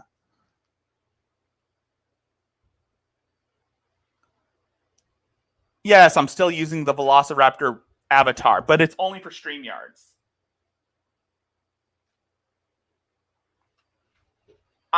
The reason why I'm using it for StreamYards is because StreamYards is much easier to attract an audience. Yeah. So, yeah, she was pretty much seeing a man with a handicapped fiance and putting said handicapped fiance in motel rooms so that they could bang. And then one day, Mary decided that she doesn't want to have Roberta as the third wheel, no pun intended, and has sent emails to Kenneth McBride demanding him to, quote unquote, get rid of her. Perhaps she thought he was going to put her in a nursing home. But I guess he didn't really get the memo. And so one day the initial day was the birthday dinner, which was described in the book, where she where grandma took him out to a dinner with the family. And, well, Kenneth and Mary were arguing in the car about the need to remove loss out of Kenneth's life. So Kenneth decided that he was going to kill her. And Adrasia didn't protest. She didn't speak against this idea. She just decided to tag along. She decided to let Kenneth murder Roberta in front of her. Or as... Actually, it's not known whether or not she participated in it, because she leaves this part out because it incriminates her. There was an article that reads that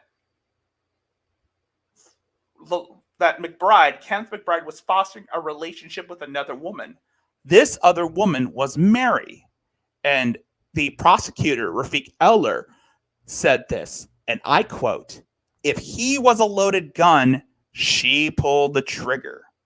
Meaning, her words incited Kenneth to engage in this gruesome act towards a woman that he loved.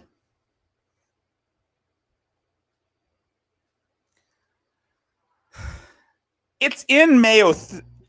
If you look on Adonis Paul's channel, he has part 1 of Mayo, of the first part of Mayo, which Moonbear was showing on her stream a while back before she started doing Trisha content. It's fucking insane. No, Steve McRae, I would not be interested in being the host of the Non Sequitur. And I know that's not the real Steve McRae.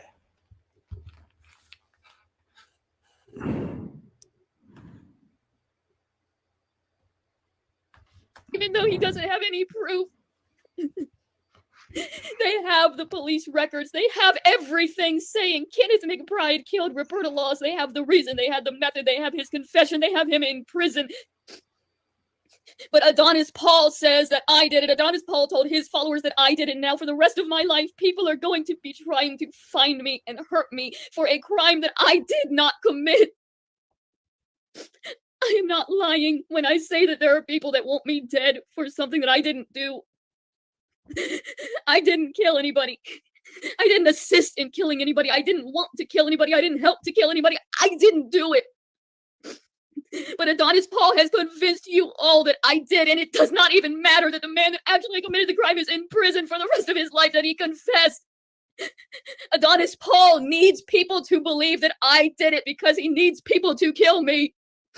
He needs people to kill me. He needs people to believe that I am a monster who deserves to suffer. Every single time somebody comes in my comments and says, you killed somebody, you helped kill somebody, it's your fault somebody's dead, that is entirely because Adonis Paul and his friends and my family have convinced them of that. It is not the truth. There are thousands of people who harass me and want me dead every day because Adonis Paul lied to them, and there is nothing I can do. They're going. Funny you should bring that up, because what I'm going to do is this.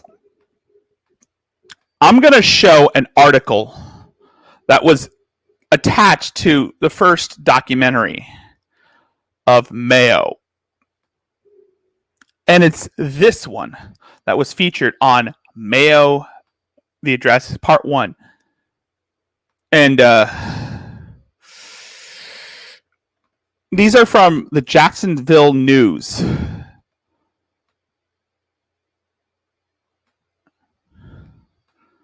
Bear with me.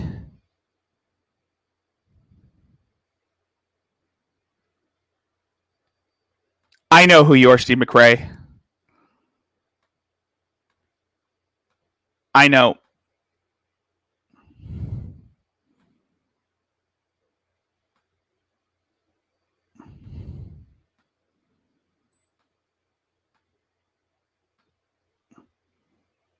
Anyway.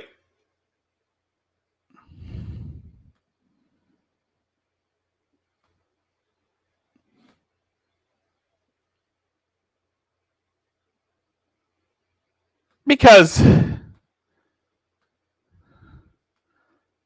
don't.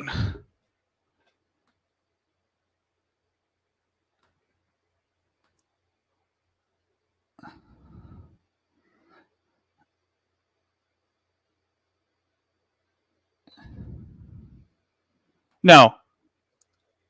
I've watched The Geek Room, and I've seen clips of Steve. One of the things I know about Steve is the whole black people do coke thing.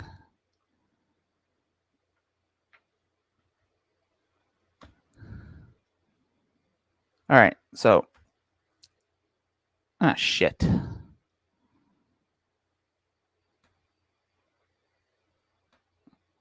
All right, so state attorney's officer goes after Clay County judge who threw out death penalty verdict.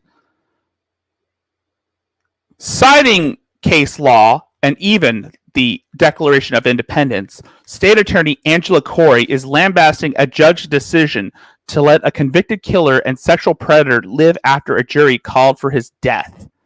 Corey filed an 8-page written objection Wednesday in Clay County, venting the prosecutor's frustration with a rare bench ruling from Circuit Judge John Skinner that went against a jury's 8-4 vote in favor of executing Kenneth Ray McBride, age 37. McBride halted the jury's verdict this month to plead guilty to killing 46-year-old Roberta Laws, a woman he dated for 12 years before developing a new love interest. Laws had cerebral palsy and was confined to a wheelchair.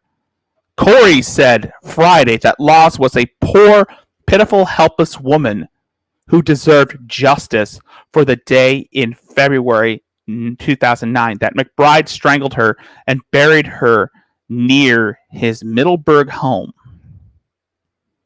We have to make sure that the community and the public have confidence in the justice system, Corey said.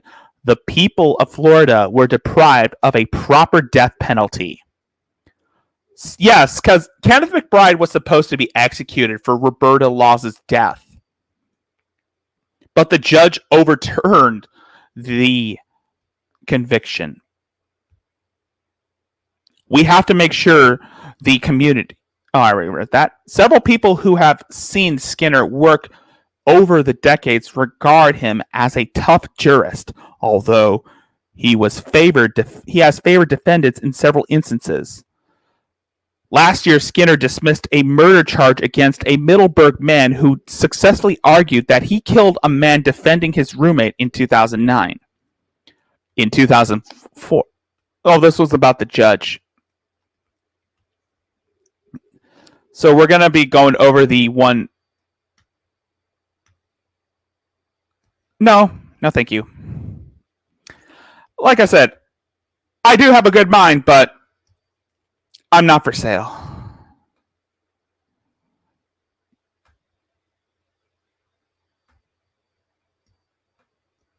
I'm not gonna be... Oh, shit.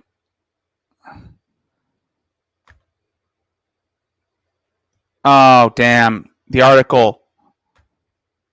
That was the only article that they had. Sorry. So, basically...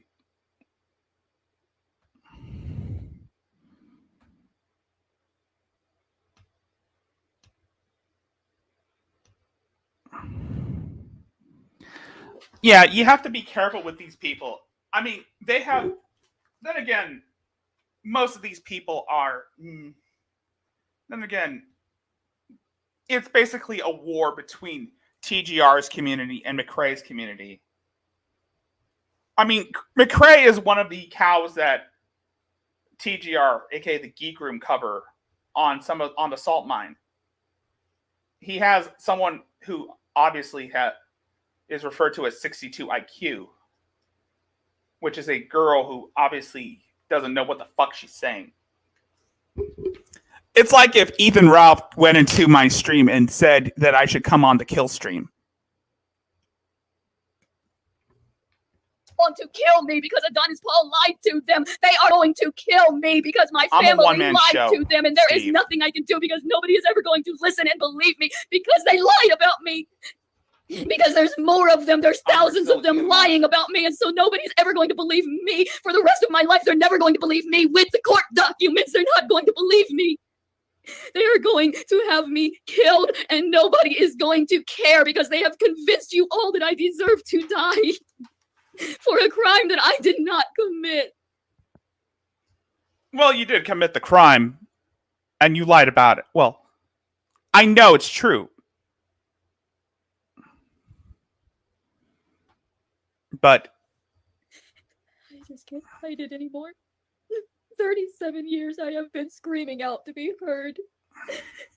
37 years I have been begging people to oh god, yeah, that's the thing. Gang stalkers. I don't care much about. I laugh at gang stalkers. Not really, but I'm thinking about doing a stream on gang stalkers soon. But that's going to be for off the bat. Right now, this is basically what I would see as a gang stalker, one of the gang stalkers. To me, I think gang stalkers are just a bunch of mentally unstable people who obviously have no jobs and and rely on government income, government assistance, who spend most of their lives living in fear of people who obviously don't want anything to do with them, who obviously don't even care about them. But their lives are so boring and dull that they decide to invent their own victimhood. Probably due to some factors would include abusing drugs or hallucinogenic properties, reading into too many conspiracy theories, and of course, they always watch those sci-fi movies about the government stalking them. One of the most noticeable and probably one of the original gang stalkers was a man that goes by the name of Terry Davis.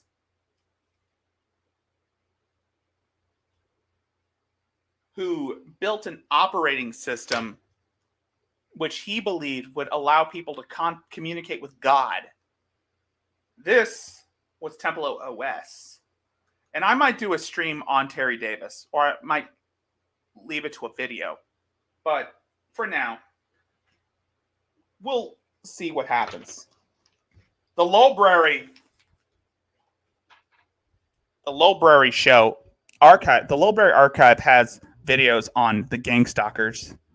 listen to me, begging them to understand that my family is abusive, that my family will lie, that they don't love me.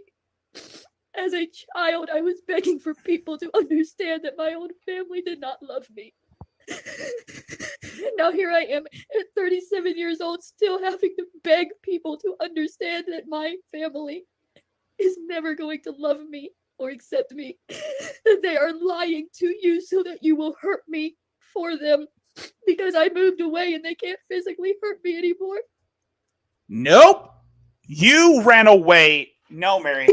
You ran away to live in LA because you heard from a friend on Facebook that they offer free weed and free medical care for homeless people.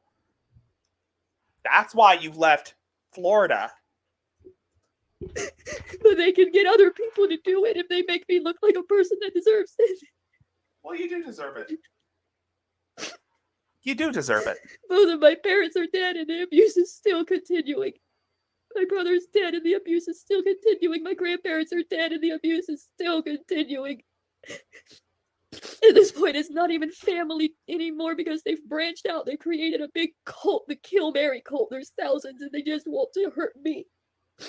Their only goal in life is to make sure that I never live a single day in happiness or safety or believing that I'm cared about or wanted on this earth. I'm not cared about, I'm not wanted, I'm not loved. And I'm going to spend the rest of my life being abused and screaming out and begging to be heard so that somebody can help me. Title drop of her book. Yes, that's the name of her book. I Will Never Stop Screaming. Well, you're going to have to stop screaming. Otherwise, your lungs are going to give out. But there's too many people that are saying I deserve it for me to ever be heard. I wouldn't say you deserve it. I wouldn't say she deserves this torture. I'd say she deserves karmic justice for all the people she has tried to destroy. Mary is one of those gang stalkers.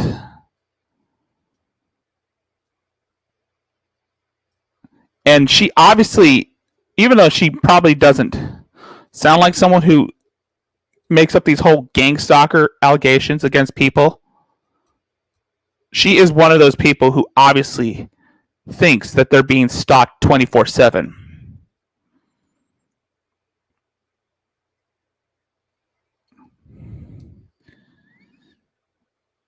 I don't really feel sorry for Mary.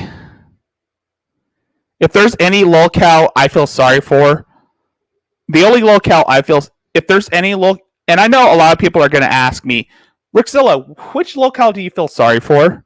And my answer would be Terry Davis. Why Terry Davis? Well, because Terry Davis had a brilliant idea of building an operating system that he believed would allow users to speak with God or communicate with God. It was in its early stages, but he had a lot of fucked up problems, and it kind of fucked with his brain that he obviously needed medical help, but he never got it. The way my pain is for me to die. Unfortunately, Terry Davis is no longer with us because in 2018, somewhere around there, he jumped in front of a moving train and died and was killed on impact. But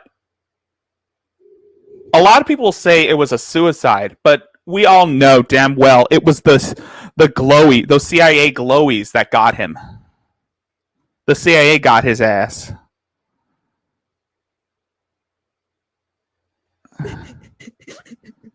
There is no other option. The CIA doo-doos. Even if my aunt goes away, she's now convinced thousands of people that it's okay to beat on me. I'm not just the family scapegoat anymore. This sounds, Robin, this sounds exactly what Trisha would say about Sean, right? I'm surprised Trisha hasn't started screaming, Sean won, Sean won, Sean won. Even though I want to see that happen. I would like to make that as a shirt with the hashtag that reads Sean won. I'm going to have to report I'm this cult scapegoat. I'm like a cult scapegoat. Well, I'm a scapegoat for an entire religion of people who believe that they can do no wrong, and anything that they have done wrong, they can just blame on me and attack me and hurt me, and anytime they just get upset, they have somebody they can go beat on and nobody will ever care. Because that person has been being beat on for so long and nobody has ever cared. And nobody's ever going to care. And even after I die, nobody's going to care. It's still not going to end. Well, I would say it's not going to end because you pissed off almost everyone who has tried to help you. I mean, there have been people who have helped you in the past, Mary, but you pissed all that away. I mean, remember Belissy? Remember her? She offered to buy you some French fries, and you said all you could have just said was a simple. Sorry. All you could have said was no, thank you. Or you could have just taken Belissy up on her offer. You didn't have to make a big dramatic. You didn't have to make a scene about it saying, oh, I can't eat gluten and I wanted a pizza. Belissy didn't have money for a pizza. She was going to buy you French fries. She was going to buy lunch for you, and you pretty much shat on her generosity. Hell, even Adonis Paul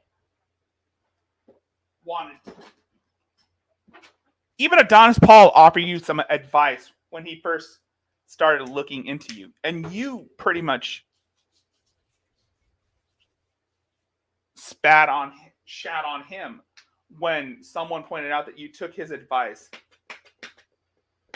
I mean, he offered some good advice for you to improve, to do something to better your situation, to better yourself, to make yourself feel good about yourself.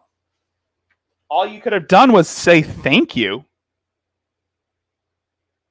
You didn't have to go off on him and call him a stalker or say that he's harassing you, say that he's trying to get you to commit suicide. Hell, even JJ Stoner and Royce Lopez have decided to distance themselves from you because they respected your privacy.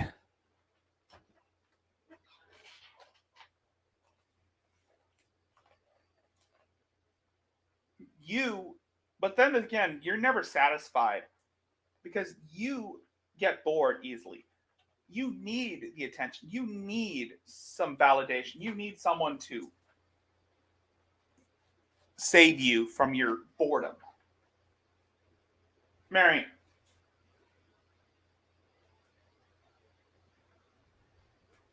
the reason why nobody likes you, Mary, is the fact that you have tried. You've burnt bridges with people. Everyone has tried to help you, but they've given up when they find out that this behavior is never going to stop. You're never going to change. You're only going to get worse and worse. Mary, you're digging a hole that's impossible. You've dug yourself into a hole that's impossible to get out. And that's the truth. Little Ronnie died and it didn't end. They're still sending men to hurt him. My aunt went to desecrate his grave with fabricated piss. So obviously, even being dead doesn't stop this family from abusing you. Not doing anything doesn't stop this family from abusing you. What did little Ronnie do?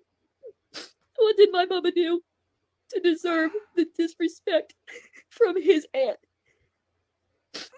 What could he possibly have done? Nothing. And it doesn't matter because the abuser does not care if you have actually done something to deserve what is happening. All the abuser cares about is that they're angry and they need to let it out and they need to hurt somebody to do that. And they know that they can hurt you because they already control you. They raised you to take their blows. And even after death, they'll go and desecrate your grave just to remind you that you are not worthy of love, that you will never, ever be worthy, even of having respect. Even if you were born crippled and never said a word against anybody in this world, the abuser's mind does not care. They believe that my little brother deserved what happened to him, same as they believe what is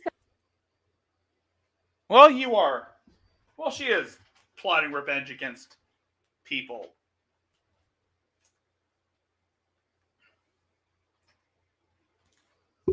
Happening to me is deserved. And they can't see past their own abusive mindset to understand what they are doing. They don't even know what they're doing. They don't even understand or care. And they're never going to stop. After I'm dead, they'll go after my grave and they'll find somebody else. They'll make a new victim. It'll never end. Abuse never ends. Because abusers will never allow it to end. Even after death, my family will continue to abuse me. Just like they're continuing to abuse little Ronnie. Mary, listen to yourself.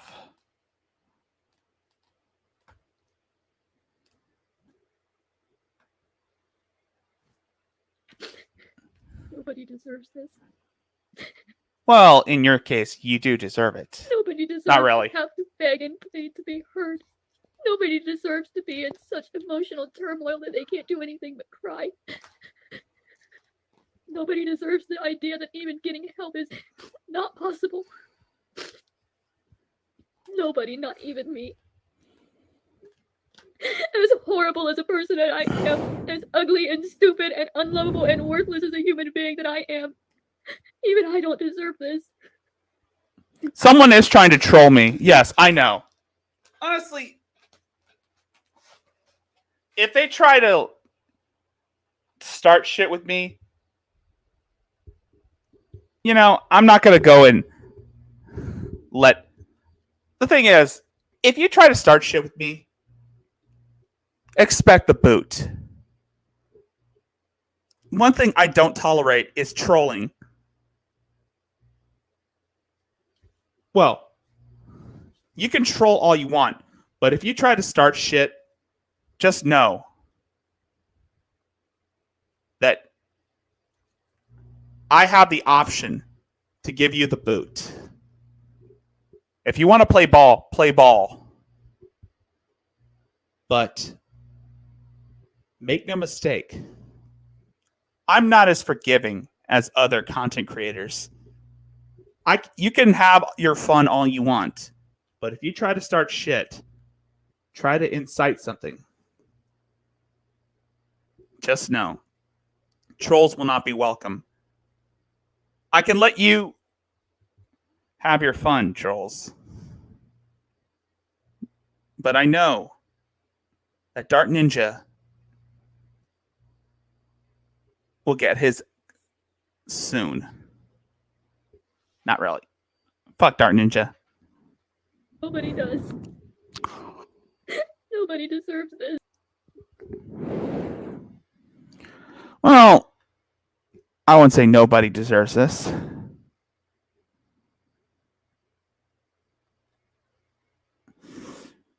But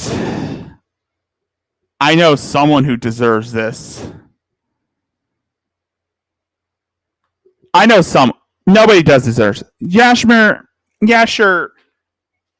I think Yasher is one of the people that is basically an alias for someone who I had in my chat named Carlitos.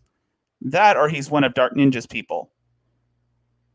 But I think it's Carlitos. Okay. Now that's Kratos. Now that's Carlitos, aka Dark Ninja. Just kidding. Carlitos and Dark Ninja are not the same. At least not that we know of. Anyway, but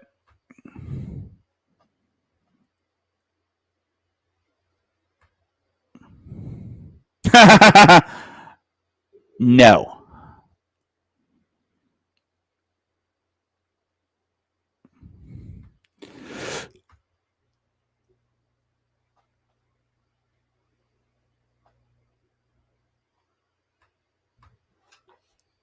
You want to be a mod, Robin?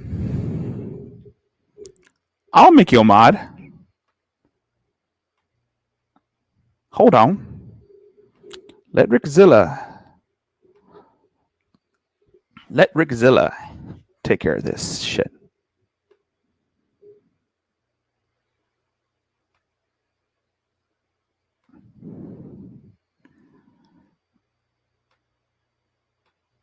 Congratulations, Robin. You are now a mod. Now, strike one. And now, you can troll me all you want, but the trolling is not going to save your life. Because I, Rickzilla, this is one of my many forms. This is not even my final form, dude. As you know, I know one person that will deserve all this hatred. And I present to you subject number 1, a mentally unstable man named James Robert Clark III. I'm going to make something 100% clear for my former friend Eliana. Adonis Paul is saying I dragged you back into this. That's not true. These trolls have been bringing you up by name for months now. Randolph Vance has been bringing you up by name for months now. Now, for context, who this man is, James Robert Clark is a mentally disturbed man who has stalked a woman named Eliana for almost 6 years. But he also has an attraction for prepubescent girls because, in Adonis Paul's words, he is emotionally stuck at the age of 13. He hasn't emotionally developed past puberty. I'd consider James Clark as the next Lucas Werner because, again, like Clark, Lucas Werner also is mentally a teenager. And he also has an attraction for girls who are still developing sexually. Now, Adonis Paul put you in his video to try and say I'm a pedophile. And the other thing is, last I checked, when I was flirting with Eliana was 21 years old. Okay, I didn't know when she was 19, but she was 20 and 21 when I was flirting with her. She wasn't even. She was 21 and 22 because I wasn't even trying to get with her before she was 21. Okay, I was just her friend. You're not helping your case, James. Like I said, Adrassi is not the only one we're going to be riffing on. This guy is James Robert Clark III. He is a creep. He is a predator. I shared a video on Discord, on Moonbear's Discord, about the type of person James Clark is. And this guy is a danger to himself and everyone else around him. So this is a bunch of bullcrap. The person that sucked Eliana back into this was Randolph Vance and Adonis Paul, and Eliana herself by trying to post things that aggravate me low-key. Okay? So that's who sucked Eliana back into it. As for this alleged stuff with my former boss, Elodie Witkowski, go for it. Because the second you do that, she will become 100% unemployable in the state of Pennsylvania and probably in the whole United States and probably anywhere else. This guy was preying on his former employer, who was a woman. There was like I said, Adonis Paul already released the first half of the James Paul series.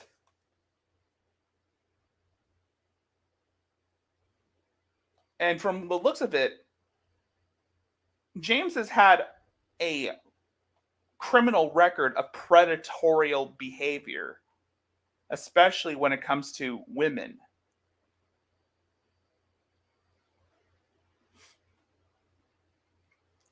He was convicted on night prowling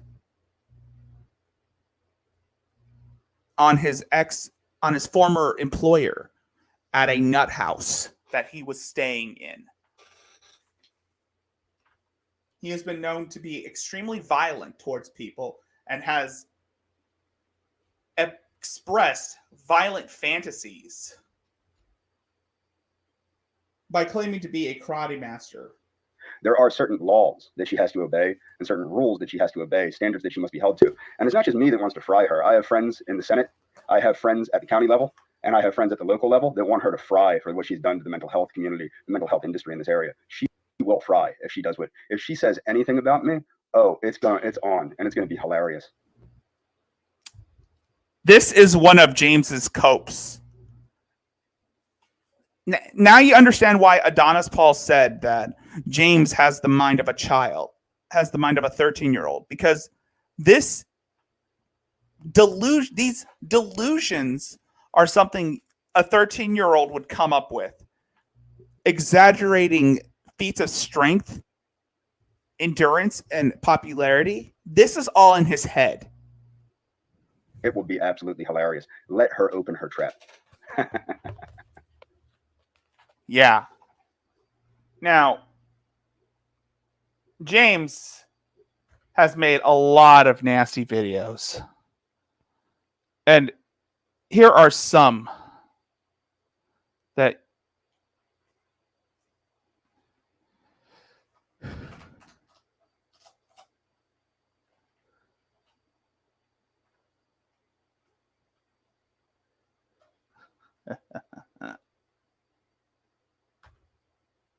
So Adonis Paul is such a weak little coward that he has to make a fabricated video trying to show that I'm a pedophile.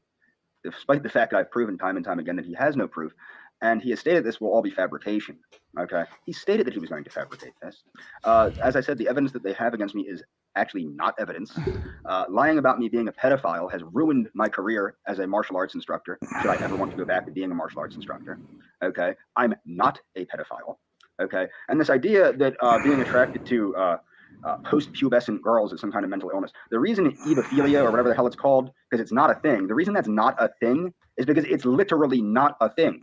Okay, the truth of the matter is, in most of the world, marrying a 16-year-old girl is not illegal. And most of the United States, I think, it's not illegal.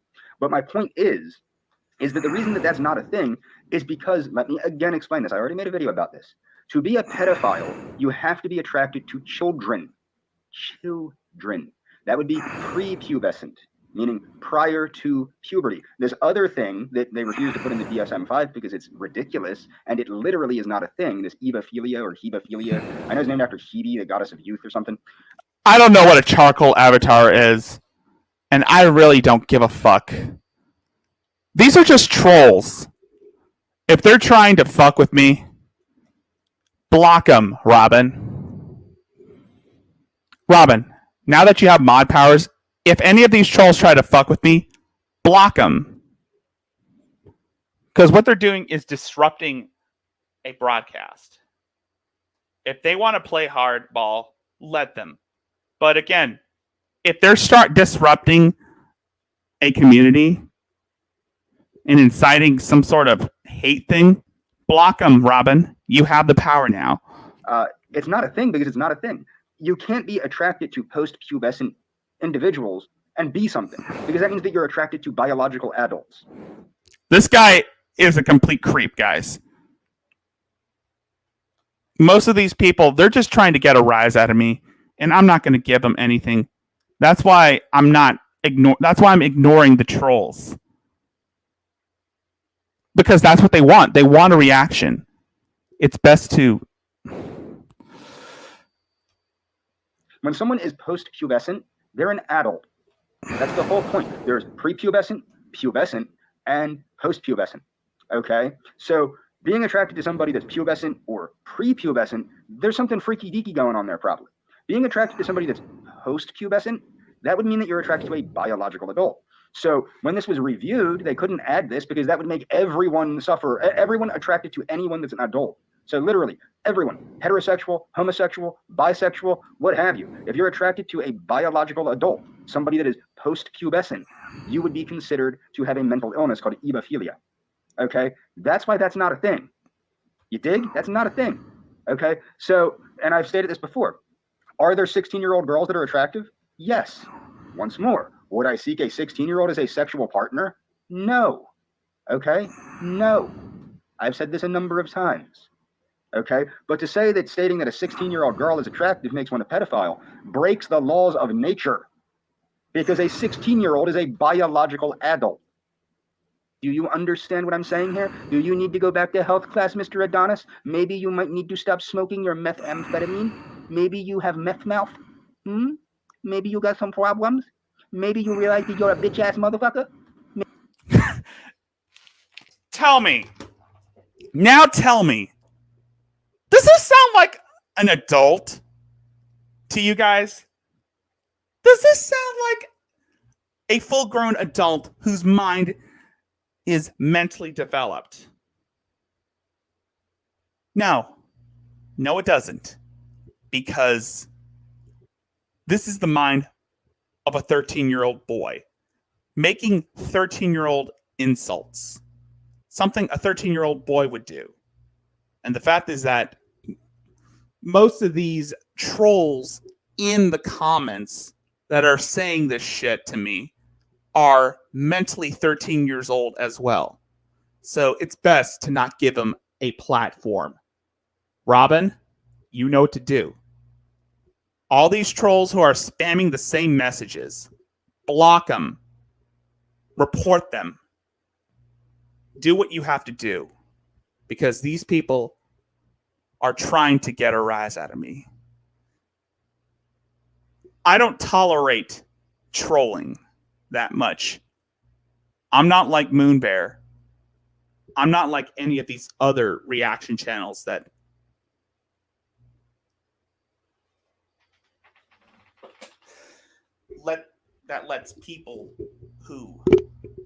lets trolls a platform, or lets trolls talk shit in the chat. If it's the same message, if it's spamming, block it. If they're spamming the same message, block them, report them, because it's annoying and unfunny. But that's a troll's life. Hold your shit and bite your tongue. Should you choose to act like an imbecile in my stream, should you choose to act like an imbecile in my chat, I will treat you as such. And yes, I am being condescending. And I assume you didn't notice. Most of these trolls, most of these people in the chats speak like someone who's never been smacked in the mouth. But that's okay, because I have their remedy. Maybe you realize that you bitched out of every freaking karate match you challenged me to because you a bitch-ass motherfucker? Again, only a 13-year-old would challenge a grown man to a karate match. And I highly doubt that James Clark knows karate. He would get his ass handed to him in a real MMA match. That's the truth. Maybe it's a little ridiculous that you have to fabricate a fake-ass documentary to try and get somebody to murder me because you have fragile little bones like the little bitch boy that you are. You little bitch. That's what you are. You're a little bitch. You understand me, Adonis? You're a little bitch. A little punk-ass bitch with no teeth. A bald, scrawny, limp-wristed, punk-ass little bitch that cowered like a little girl by challenging me to a karate match and backing out like the little bitch you are. You little pussy. That's what you are, you little pussy. Yeah, you little pussy boy. They are sick in the head. And that's the thing with these people, is that they want to hurt me.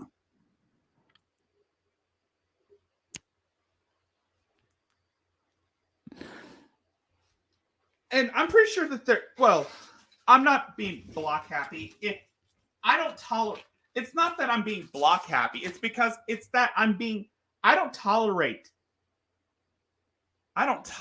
stupidity. I have an idiot intolerance. If you choose to act like an idiot in my chat, you're gone. Plain and simple. So Adonis Paul had accused me of posting photographs of an underdeveloped 16-year-old Nastia Luke. Yeah, Nastia Lukin was a gymnast that, well, she's like in her 30s now, but he's trying to come across the point that if you like her now, you should like her back then. Dude, the only people who liked those photos were people who are the same age back then. Now,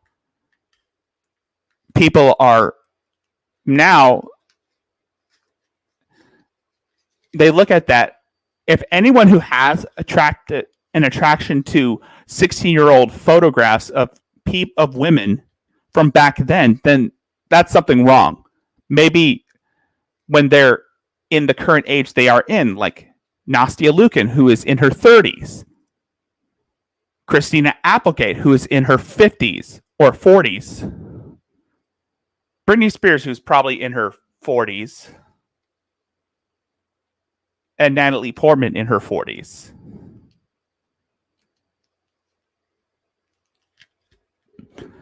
The thing is, you're posting a picture of someone from when they were 16, not their current photos. And you're trying to argue that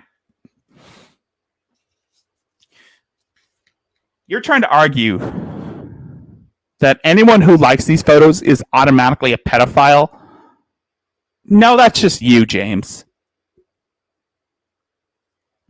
Now, what I want to be sure that he understands. Now, I left a link in the description to Nastia Lukin's measurements. Now, that will be the description on Rumble. People can follow me on Rumble if they'd like. I'm pretty sure this guy got kicked off Rumble. I mean, his current channel is suspended for threatening to harm Adonis Paul's daughter. But how it works is Nastia Lukin has the same measurements now that she's 32 as she did when she was 16. You can check that if you don't believe me. She's not very. See, this is the thing. Adonis Paul is your typical childish, more on the good boobies, boobies, boobies, boobies, boobies, boobies. Oh, I want boobies, boobies, boobies, boobies. Nastia Lukin is not a particularly large-breasted woman. A lot of gymnasts are not large-breasted, at least the ones that make it past maturation, because big boobies, as Adonis would say, it messes up their ability to do a lot of the stunts, the gymnastic stunts. But what I want to point out is she's not underdeveloped. For most of these people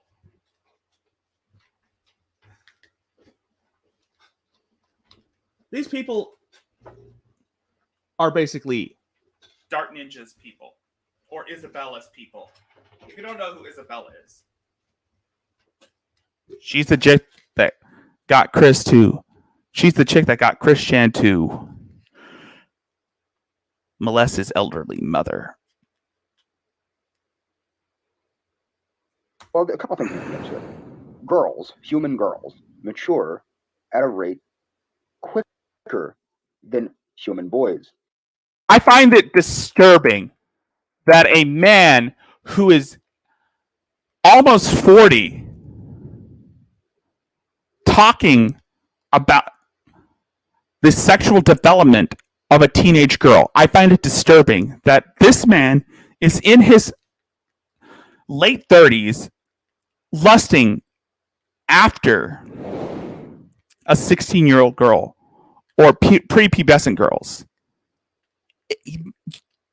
James Clark gives me Lucas Werner vibes, and I don't like it. On average. So a 16-year-old Nastia Lukin is. You know what? I'm just gonna let the trolls say what they want to say.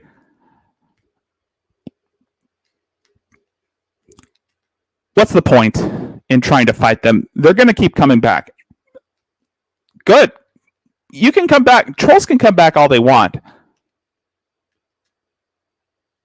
I'm not going to pay attention to you because, again, you want a reaction. I'm not going to give it to you.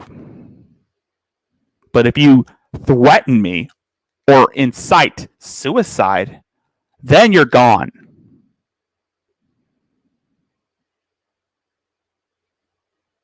Is more mentally and physically and physiologically mature than Adonis Paul is at the age of 40, I think.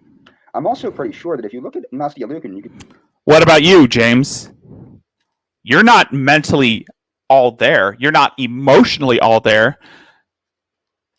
I mean, you can read. James can read all he wants. James can read. He can write. What James lacks is the emotional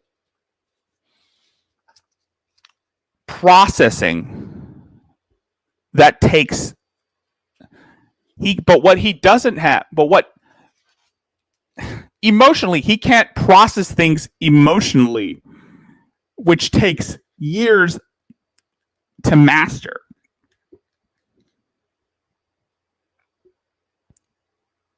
His emotional intelligence is akin to that of a prepubescent boy. He might act like a pseudo-intellectual, but this is something you would expect from a 15-year-old high school freshman who wants to be like the cool kids. AP talked about this about something regarding age regression. And that's the thing I see with most of these cows is that they're basically regressing emotionally. They're regressing to like a adolescence emotionally. Not. You can tell by her buys and tries. I think she could beat Adonis Paul in an arm wrestling match when she was 16. So he should be careful who he calls underdeveloped, because 16-year-old Nastia Lukin had a You're better good. developed musculature than a 40-year-old Adonis Paul. So let's just put it out there like that. Nastia Lukin is better developed at 16 than Adonis Paul is at 40. Also, Nastia Lukin, as I pointed out, as you can tell by the measurements, she's not a particularly large-breasted woman. She has an A cup, as she did when she was 16. Again, this sounds extremely creepy. And James Clark has been known to be an extremely creepy person. I mean, there have been videos where there have been community posts that have been saved that shows that James Clark is a predator. And he tries to deny it. I would diagnose James Clark with extreme narcissistic personality disorder. But he also has the emotional range of a teenager. Just like with most cows, they are not emotionally developed to handle the real world situations that they think that they know about. In actuality, most of these cows are either homeless, unemployed, or they're living on government assistance.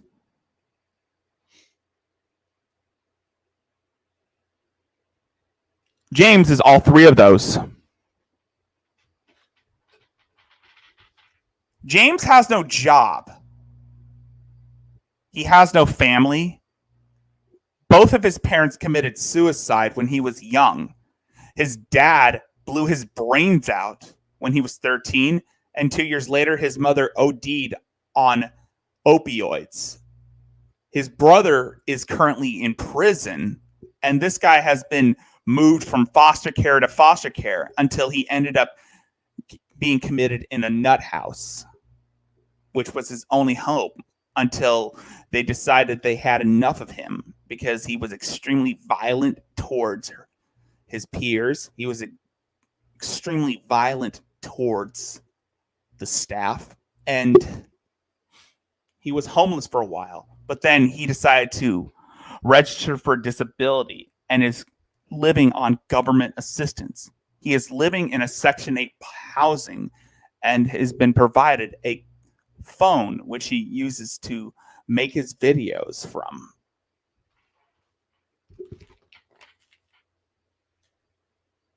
My point is to say that I was posting pictures or photographs of an underdeveloped Nastia Lukin. It's not true. She's just not a large-breasted woman, and she wasn't when she was 16 either.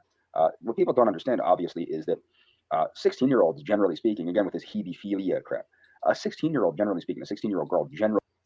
Personally, I like big-breasted women.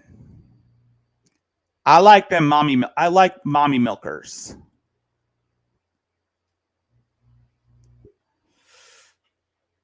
I also have a thing for the athletic type, but that's women my age, women within my age range.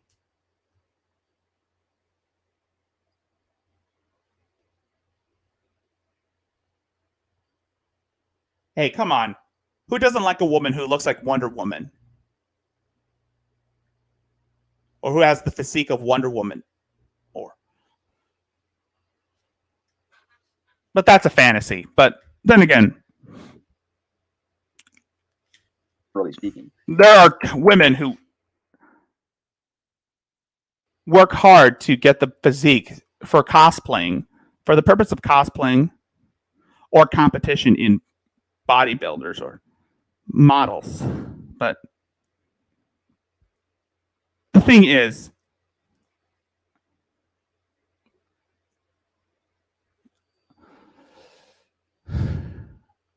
most men, including myself, are attracted to women within our age range.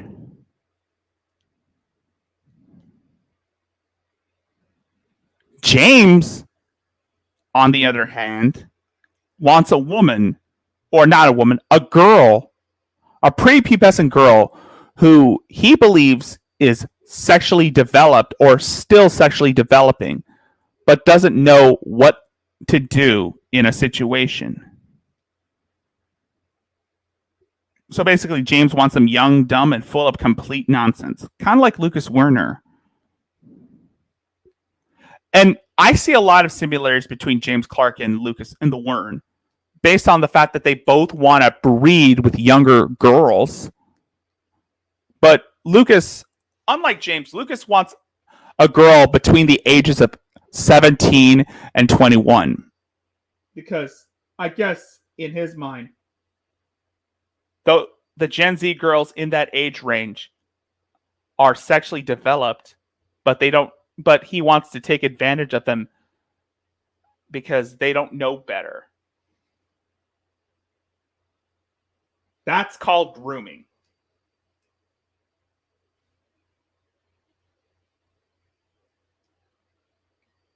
But the Wern wants to breed. Just like old Jimmy Boy here. He too must breed. Is physiologically an adult. Okay, she would physiologically be an adult, meaning reproduction, all that stuff. Everything's working right.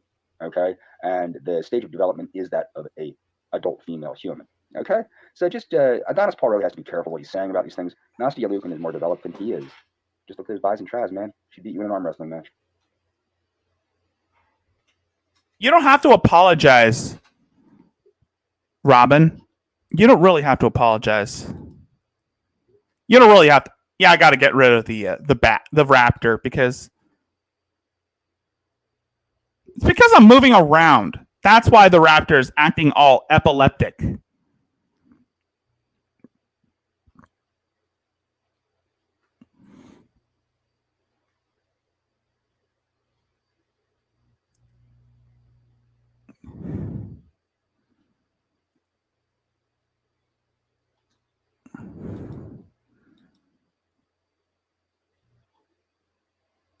That's why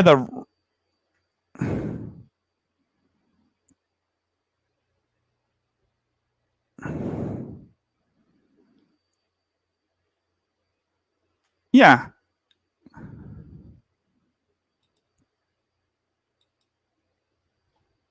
Yeah, that's the dude. Yeah, that's the dude. That's the dude. He's still fucking with Andrazia.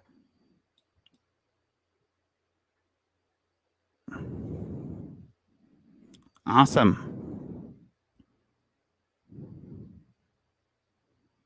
Awesome. Really? Really, Robin? That's awesome. Now, here he goes back to square one. Now, this is going to be my last video for tonight because it's almost midnight and it's daylight savings hour. Nice. Linda Carter? Awesome. Dude. You met Linda Carter? Because there's only two Wonder Women I could think of. There's Gal Gadot and Linda Carter. I believe you met Linda Carter.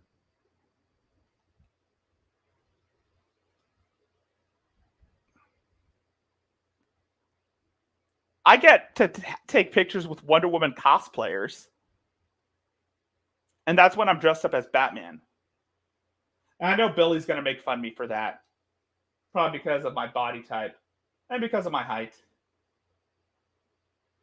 I don't give a fuck what Billy says. I stopped giving a fuck. If they can make fun of me, let them.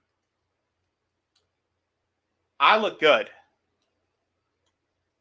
Well, in my mind, I look good. And that's because I've spent almost all of lockdown perfecting my craft in armor design. But enough about me.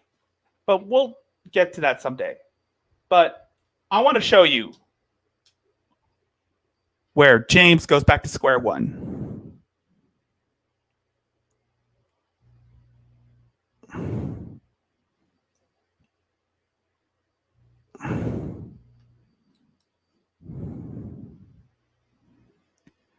I mean, TT's crazy. But we like to laugh at her for being stupid. And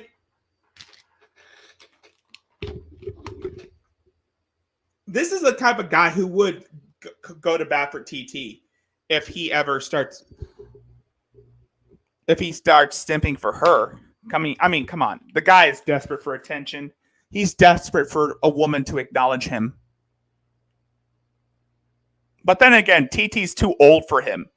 Trisha's too old for James. He wants them young. He wants them young, dumb, and full of complete nonsense. Hey, Eliana, we both know that what you did was wrong, okay?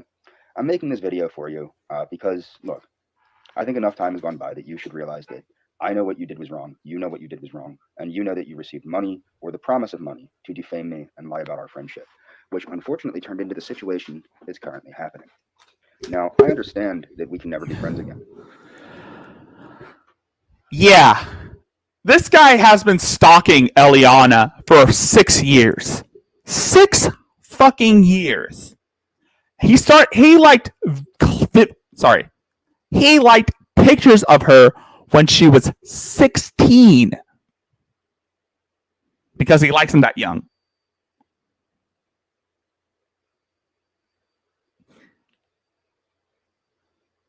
But that's not because of anything I did. It's because of everything you chose to do. Okay? We both made a lot of mistakes, don't get me wrong. But my mistakes are very small compared to the mistakes you did. You truly betrayed my friendship with you. You truly betrayed my trust in you. And you truly betrayed the way I thought about you.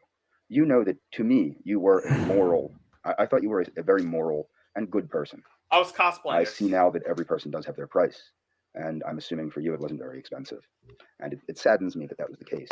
But the truth is, like, now that I have proof that you were paid to defame me and lie about me, nothing you say will bother me, okay? And I do have evidence of the... Yeah. Adonis Paul mentioned this in the documentary, which I've been watching on repeat. Because, again, I think I have enough knowledge to know the type of person James is. But I want to learn more about him. And I hope that he continues on with the James documentary series. Because the more we go down this rabbit hole, the more it gets deeper and deeper. I don't know if any of you are ready for that. Ongoing harassment. So what needs to be understood... Here's the thing. James still has the belief that Eliana has feelings for him. This is his fantasy world that he lives in. This is his only outlet, is his fantasy world where he and Eliana are true mates. I mean, soulmates. He believes this. In real life, Eliana can't stand James. And it's not because people paid her. It's not because someone gaslit her to stop liking Eliana. I mean, to stop liking James. She never liked James to begin with. She found him creepy. She made the mistake of saying hi to him. And he took that as love at first sight. She found him creepy. She told him to leave her alone. But he still thinks that he is a perfect match for Eliana. Is that this is ridiculous. You didn't take it to this level. Let me put it to you this way. The reason I don't get mad at you, and the reason I will never get mad at you again, is because that was misplaced anger. I was misplacing my anger at you because they were putting you out there as the face of it, and you were allowing them to do that because you thought it was, you were getting paid to. And I know that it eventually got to you, and that's why you stopped. Okay? I understand that. And we were buddies. Okay? I know we were friends. You told me we were friends. And I believe you when you said we were friends. I have a lot of friends in my real life that told me you were catfishing me at the time and are telling me now that you're fake. You were fake the whole time. Everything about our friendship was fake. I don't believe that. Okay? I don't believe that. I think that the problem that you had was more recent. I think that maybe you didn't know how to tell me you weren't interested in me. So what you did is you said, okay, I just won't talk to him. And then what happened is Royce came along and offered you money. to appear on. Well, first he offered you money to give him our private conversations, and that's the thing that I want you to understand. You get mad at me for the things that I posted about you, that you said. I would have never posted those things if you didn't give up our private conversations, the things that I said to you. And you know that I really did care about you. I loved you with all my heart. You know that regardless of any challenges you had, financial challenges or otherwise, I was always there for you, and I would always have been there for you. Okay? I would have. I can't do that now. I can't be there for you as a friend. Nice. I can't be there for you as more than a friend. And I think the issue was that you didn't want me as more than a friend. And you just didn't know how to tell me that, so you just ignored me. And I'm sorry. I'm sorry that I didn't catch on, but you have to understand, with the trolling, I decided to give the Velociraptor a break and decided to go with a little cute bear. Oh, a cute raccoon. I think it's cute. I don't know about you, but it seems awesome. But I'm just using this app called Anime's Desktop. Maybe I might customize my new avatar here. But for now, let's see what happens. Now back to this idiot. When people are telling me not to come to Argentina or they're going to murder me and things of this nature, which I have evidence of course, it makes me think the worst for you. You live in a country where women are regularly beaten to death by their boyfriends and husbands. And that's what it seemed like to me. So when I have people telling me that you're pregnant or you had a baby or you're living with your boyfriend, and then I have you saying, but I'm not pregnant, I don't have a baby, and I'm single, and then you just stop talking to me, it leads me to think the worst, okay? And that's why a lot of this happened. I do want you to know, look, I'll always care about you. Okay, I will always care about you as the person that you were, or at least who I thought you were before I realized that somebody can just pay you to do whatever. Okay, but I don't think I can stop caring about you. But the one thing I have to stop doing is giving a crap. I cannot believe, if you look at these people that you associate with, that constantly aggravate me and do everything they can to aggravate me and harass Mary, a mentally deranged woman. They harass her to the point of trying to encourage her to commit suicide all the time. These are the kind of people you consider your friends now. At a time, you considered me your friend. I miss those times. I always will. Okay? Take care of yourself. I'm not mad at you regardless of who you're dating or who you're not dating. I don't think you're dating that dude. I think that you were paid because it's what's the one thing that would get me the most angry? You dating a black British guy. It's also probably going to make your father the most angry. But the point is, I strongly doubt that. That's a scam to make me angry. Clearly, these people have lots of money and would be able to move him to Argentina or you to England. I don't believe that you were in England. I believe that video was fabricated. It's too well put together. And then the other video, you're not even in the frame. You know what I mean? You're not even in the frame of that video, which tells me that it's baloney. Okay, I know when I'm being had anymore. But the point is, look, I'll always care about you. I can't be your friend ever again because of how you treated me. If anything happens, I hope you know that I hope you'll do the right thing. And you do remember our friendship. I know you do. And you do know that I care about you regardless of anything. I can't stop caring about you. Okay? Best wishes. Yeah.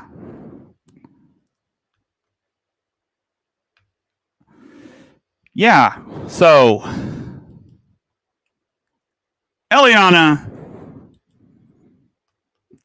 he still thinks that he's got a shot with Eliana. In actuality, I said I was going to be done with one James video.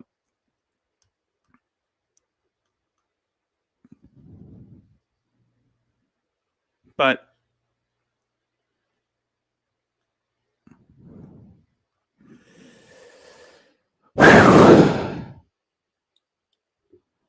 fuck it. So there's I already have it on speed, so might as well.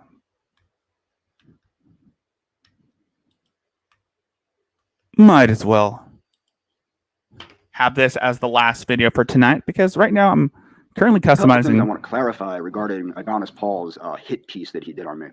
Number one, my mother did not die when I was 15. My mother would regularly overdose on pills. I don't even know how they found out her medical information, but yeah, she would regularly overdose on pills.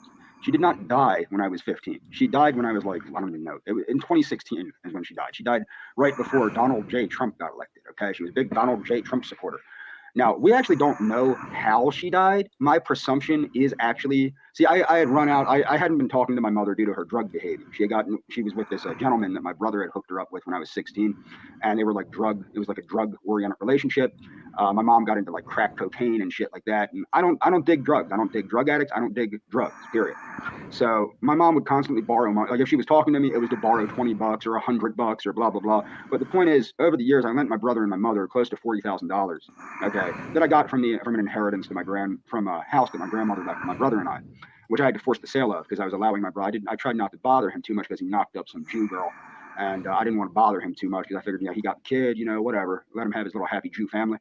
And eventually, I got fed up and had to force the sale of the house. Needless to say, eventually, I ended up just giving most of my money to my mother and my brother because what happened is my mother needed help, and she was very good at making me feel bad for her because my mother was sick most of my life. Well, all of my life she was sick. My mother was diagnosed with type 1 diabetes when she was 8 years old, and so she was sick for the majority of all of my life and the majority of her life.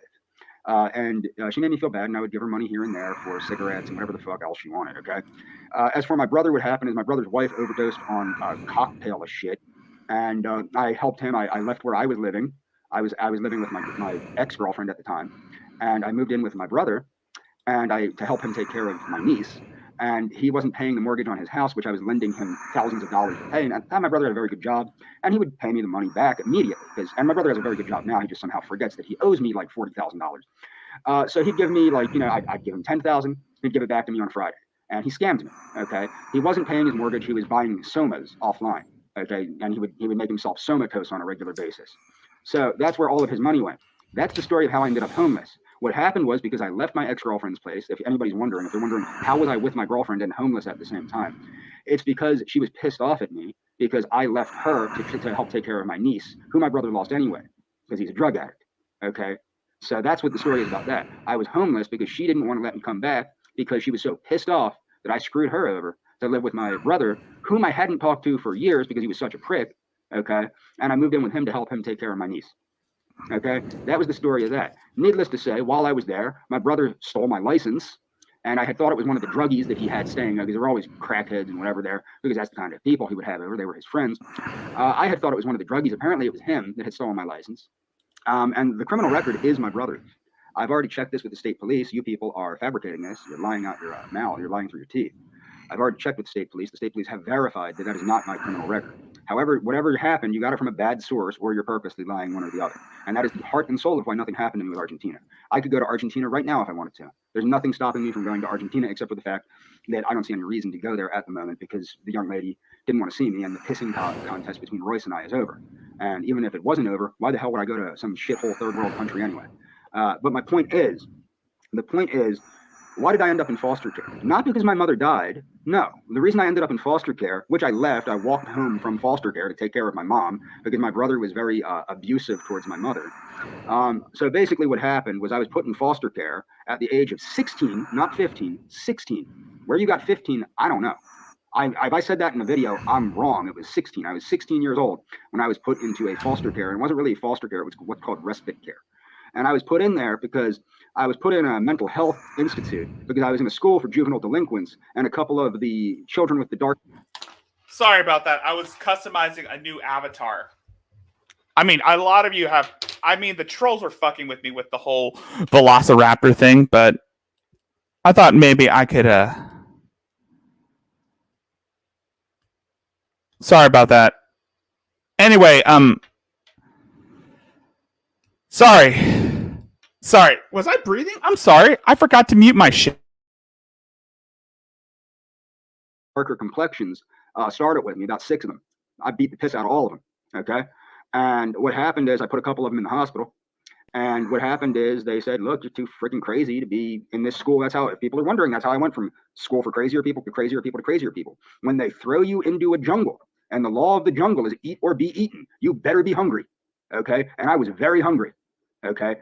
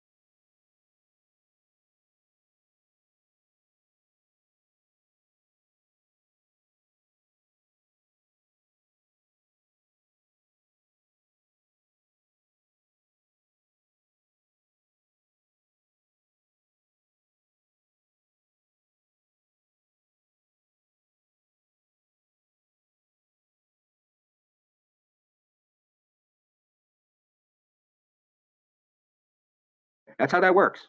Okay. Now, about Adonis Paul thinking I'm some kind of dangerous psychopath.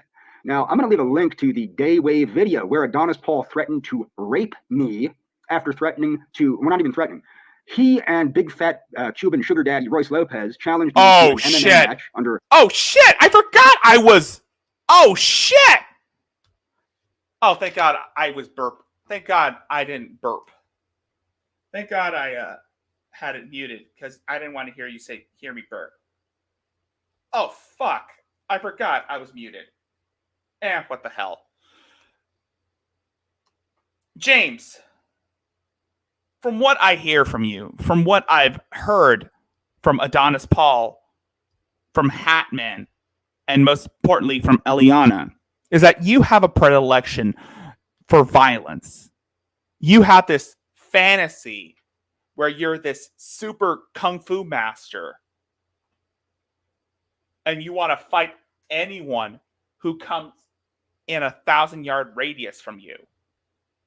Honestly, no real kung fu master would ever pick fights with complete strangers on the internet.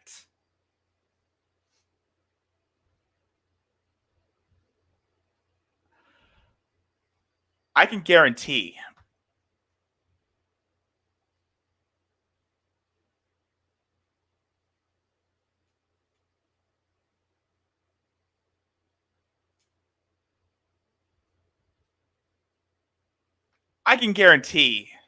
that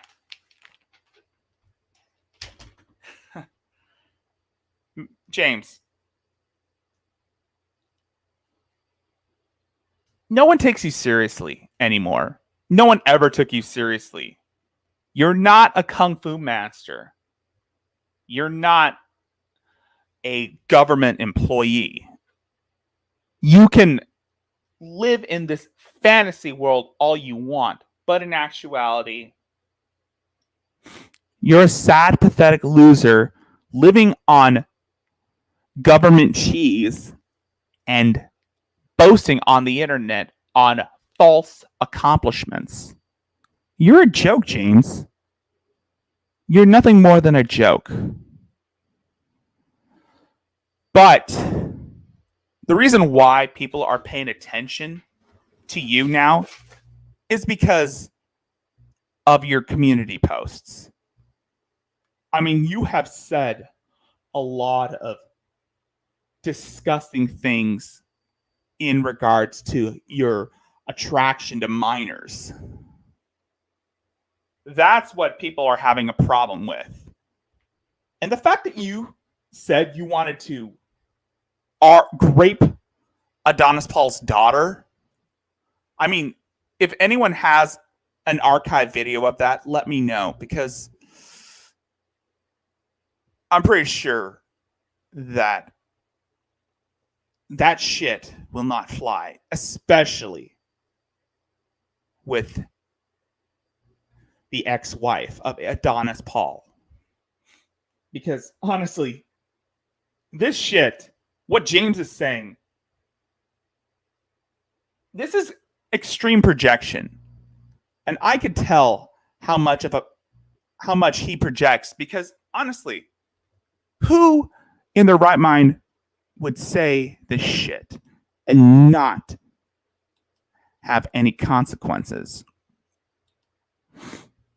James, you do know that there are people who will not, and I mean will not, tolerate your disgusting, shitty behavior. Because truth and behold, James,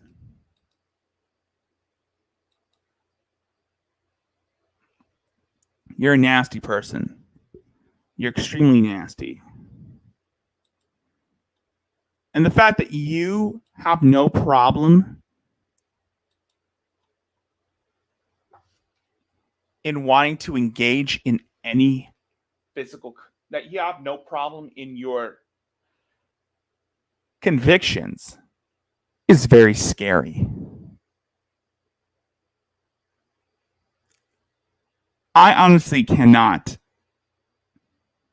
stand when a predator tries to lie his way out of a situation that he's put himself in. A predator who has no problems in creeping on underage girls whom he believes are suitable breeding partners. And you say that you have no problem with finding a 16-year-old girl attractive. Do you know who also has said that? Every predator that has been interviewed on Chris Hansen's, every predator that has been caught. Sorry, let me say that again. Do you know who also says that they have no problems finding underage kids attractive? Every predator that has been caught by Chris Hansen on To Catch a Predator. And I'm surprised Chris Hansen hasn't gone after your ass. Maybe someone should share some of your videos to Chris Hansen. And maybe, or someone could get a cameo from Chris Hansen and say that he's coming after your ass. I mean, Chris Hansen has a cameo. If anyone forks up the money to get like a cameo from Chris Hansen to call James Clark out, that would be something I would like to see. Maybe AP and his maybe someone will be generous to send like a cameo to AP from Chris Hansen to, well, tell James to take a seat over there. Big fat sugar daddy Royce Lopez and Adonis Paul challenged me to a karate match. Mind you, both of them pussed out like the cowards they are. They're complete cowards. So Adonis Paul challenged me to a karate match, number one. Okay. I might show, you know what? You're right. I'm going to go show a little bit of ass ripper, just because I hate this guy.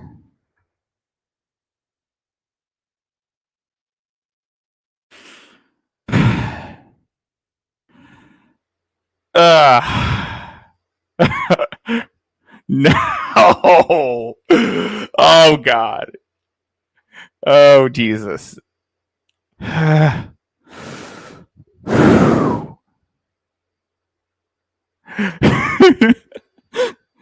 Oh, Jesus Christ. I'm going to feel it.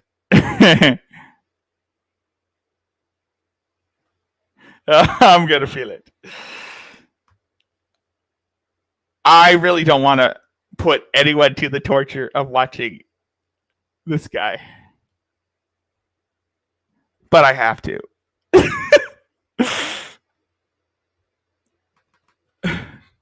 Mayonnaise, man.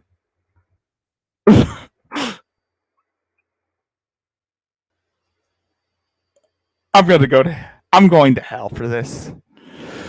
Yes.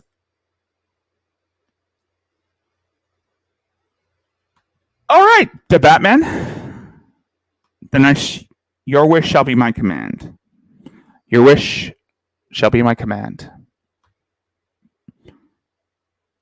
Very well. Your wish shall be my command. Might as well end it off on a palate cleanser. Okay, this might not be the palate cleanser you want. But this is a guy I laughed at. And the Batman. Let Allie know that this is her favorite person. Yo. Allie, hey, Allie Dean, it's your favorite person. Today I got a large chili cheese tot filled with chili and cheese. Oh. All for breakfast. 3 fucking corn dogs. Oh. This is King Ass Ripper, by the way.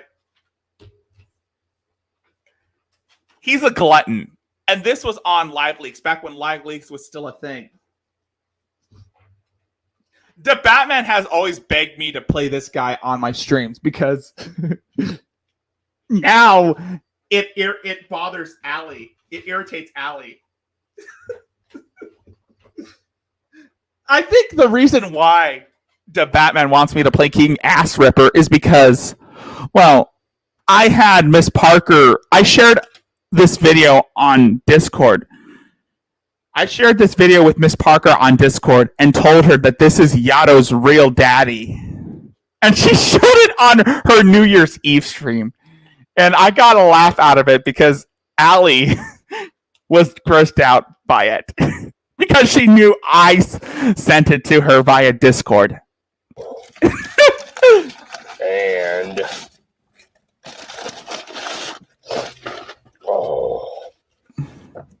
two fucking deluxe burgers. I hope Allie's watching this. For dessert. Haha. By the way, this is Yato's real dad. This is Yato's real daddy. And by the way, Allie Dean, I know you're watching this because you like to do streams late at night when no one's doing a stream. Here's your favorite friend. Here's your favorite character. I got a large chocolate cake. I'm gonna drench in fucking mayonnaise. Well, first I'm gonna start here with these fucking tater tots and chili. Oh my god, I find him hilarious, even though he's gross, because he engorges things like a fucking pig because he's a human pig.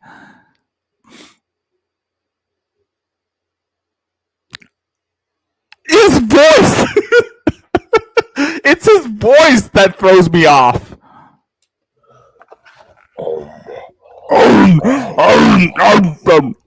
This shit may not be your cup of tea, Robin. God damn.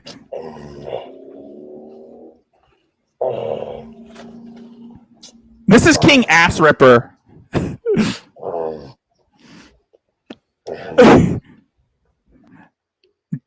Dude, the Batman wanted me to show this guy.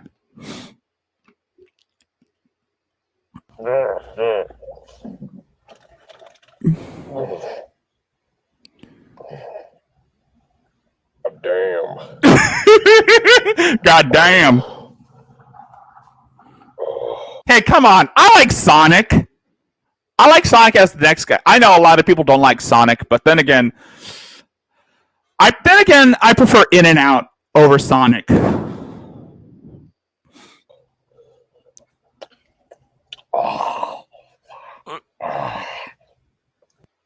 There are people who get off on this type of shit. There are people who get off on this type of shit.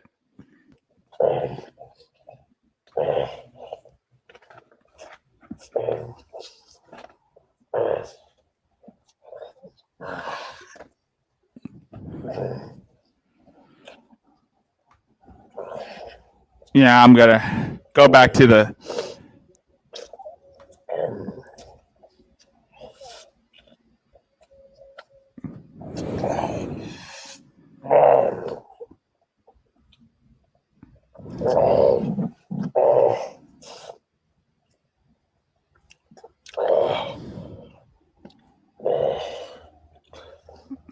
Oh, damn. This is not right. Let's make it.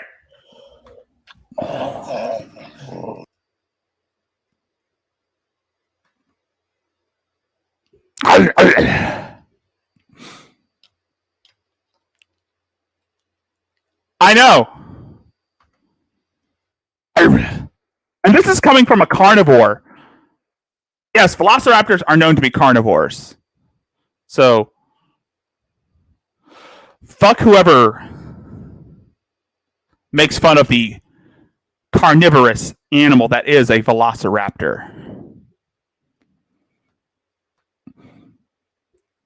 And this is coming from a carnivore, because velociraptors are considered carnivores. And yeah, fucking mayonnaise. And to think a carnivore can be disgusted at the sight. And to think a carnivore can be disgusted at the sight of a man.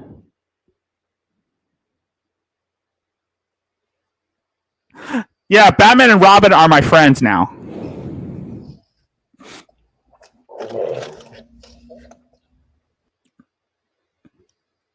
And I'm a carnivore. Or actually, my avatar is a carnivore. And even a carnivore would not... Bye-bye, tater tots and chili. Even a carnivore would not go anywhere near this guy. I don't think there's anything to consume from him, since he's basically kind of loaded with cholesterol from all the food that he's consumed. God damn.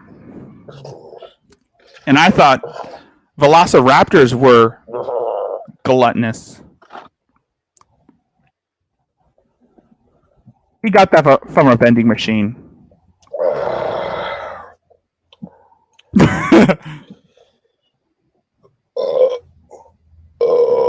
That was a weak ass burp. God damn.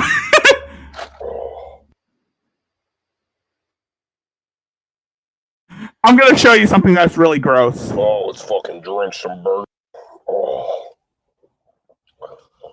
Oh, let's fucking drench some burgers and fucking mayonnaise. And he's got a fucking jar of mayonnaise with him that he's gonna squeeze on the burger. Oh. Yeah, I bring my fucking mayonnaise everywhere with me. Ha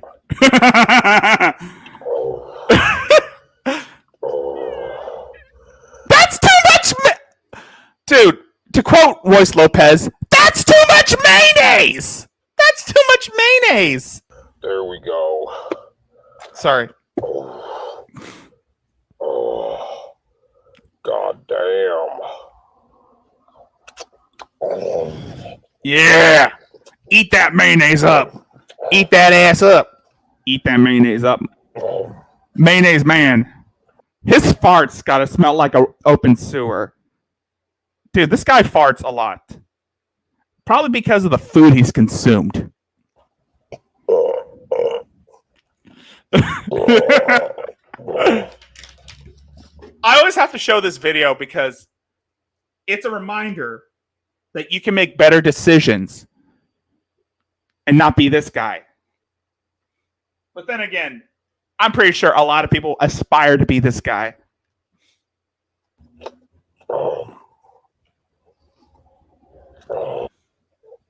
I know I've seen this video before, but I show it because it's an introduction to King Ass Ripper. Also, it's farting videos.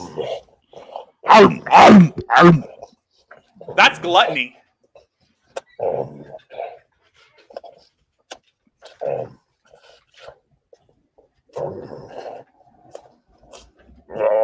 I know the Batman would want to torture Ali Dean with this type of shit. That's probably what I would have done too. I would have tortured Ali Dean by playing this video on her stream. Probably because she gets disgusted easily by this guy. But then again, I have a tolerance for this type of shit now. So nothing phases me. I mean, come on. I've seen Nikocado. Do you really think that this guy is going to faze me? I've seen Shani and Rev's mukbangs. I've seen Rev's toilet mukbangs. Nothing phases me. Not even this fucker. And that's pretty much everyone's introduction to King Ass Ripper. That's going to do it for this video. Oh, hey, Gray Man. You know what? Fuck it. Might as well go another minute. Not really. Yeah, that's going to do it for this video for tonight. Thank you for sticking around. Thank you for showing up. If you like what I do, hit that like button, share this shit around with your friends, and why not subscribe to my channel? Alternatively, you can also follow me on Twitter at RGHaime91. You can also follow me on Discord. And if you feel generous and want to donate a few bucks my way, you can also do so by checking out my PayPal and my Cash App. Both links are in the description, as well as in the above chat, as well as the chat above. As I said before, I'll be doing more videos like this, hopefully soon. We got some new material for the Zilla show this Wednesday, and I will be happy to have you along with me. That being said, thank you for sticking around. Thank you for showing up. I am Rickzilla, and I shall see you guys in the near future. Have a safe and wonderful day. I mean, morning, evening, afternoon, wherever the fuck you are. Take care. Good night. And I will see you on Wednesday for the Zilla show. Same time. Peace out, folks.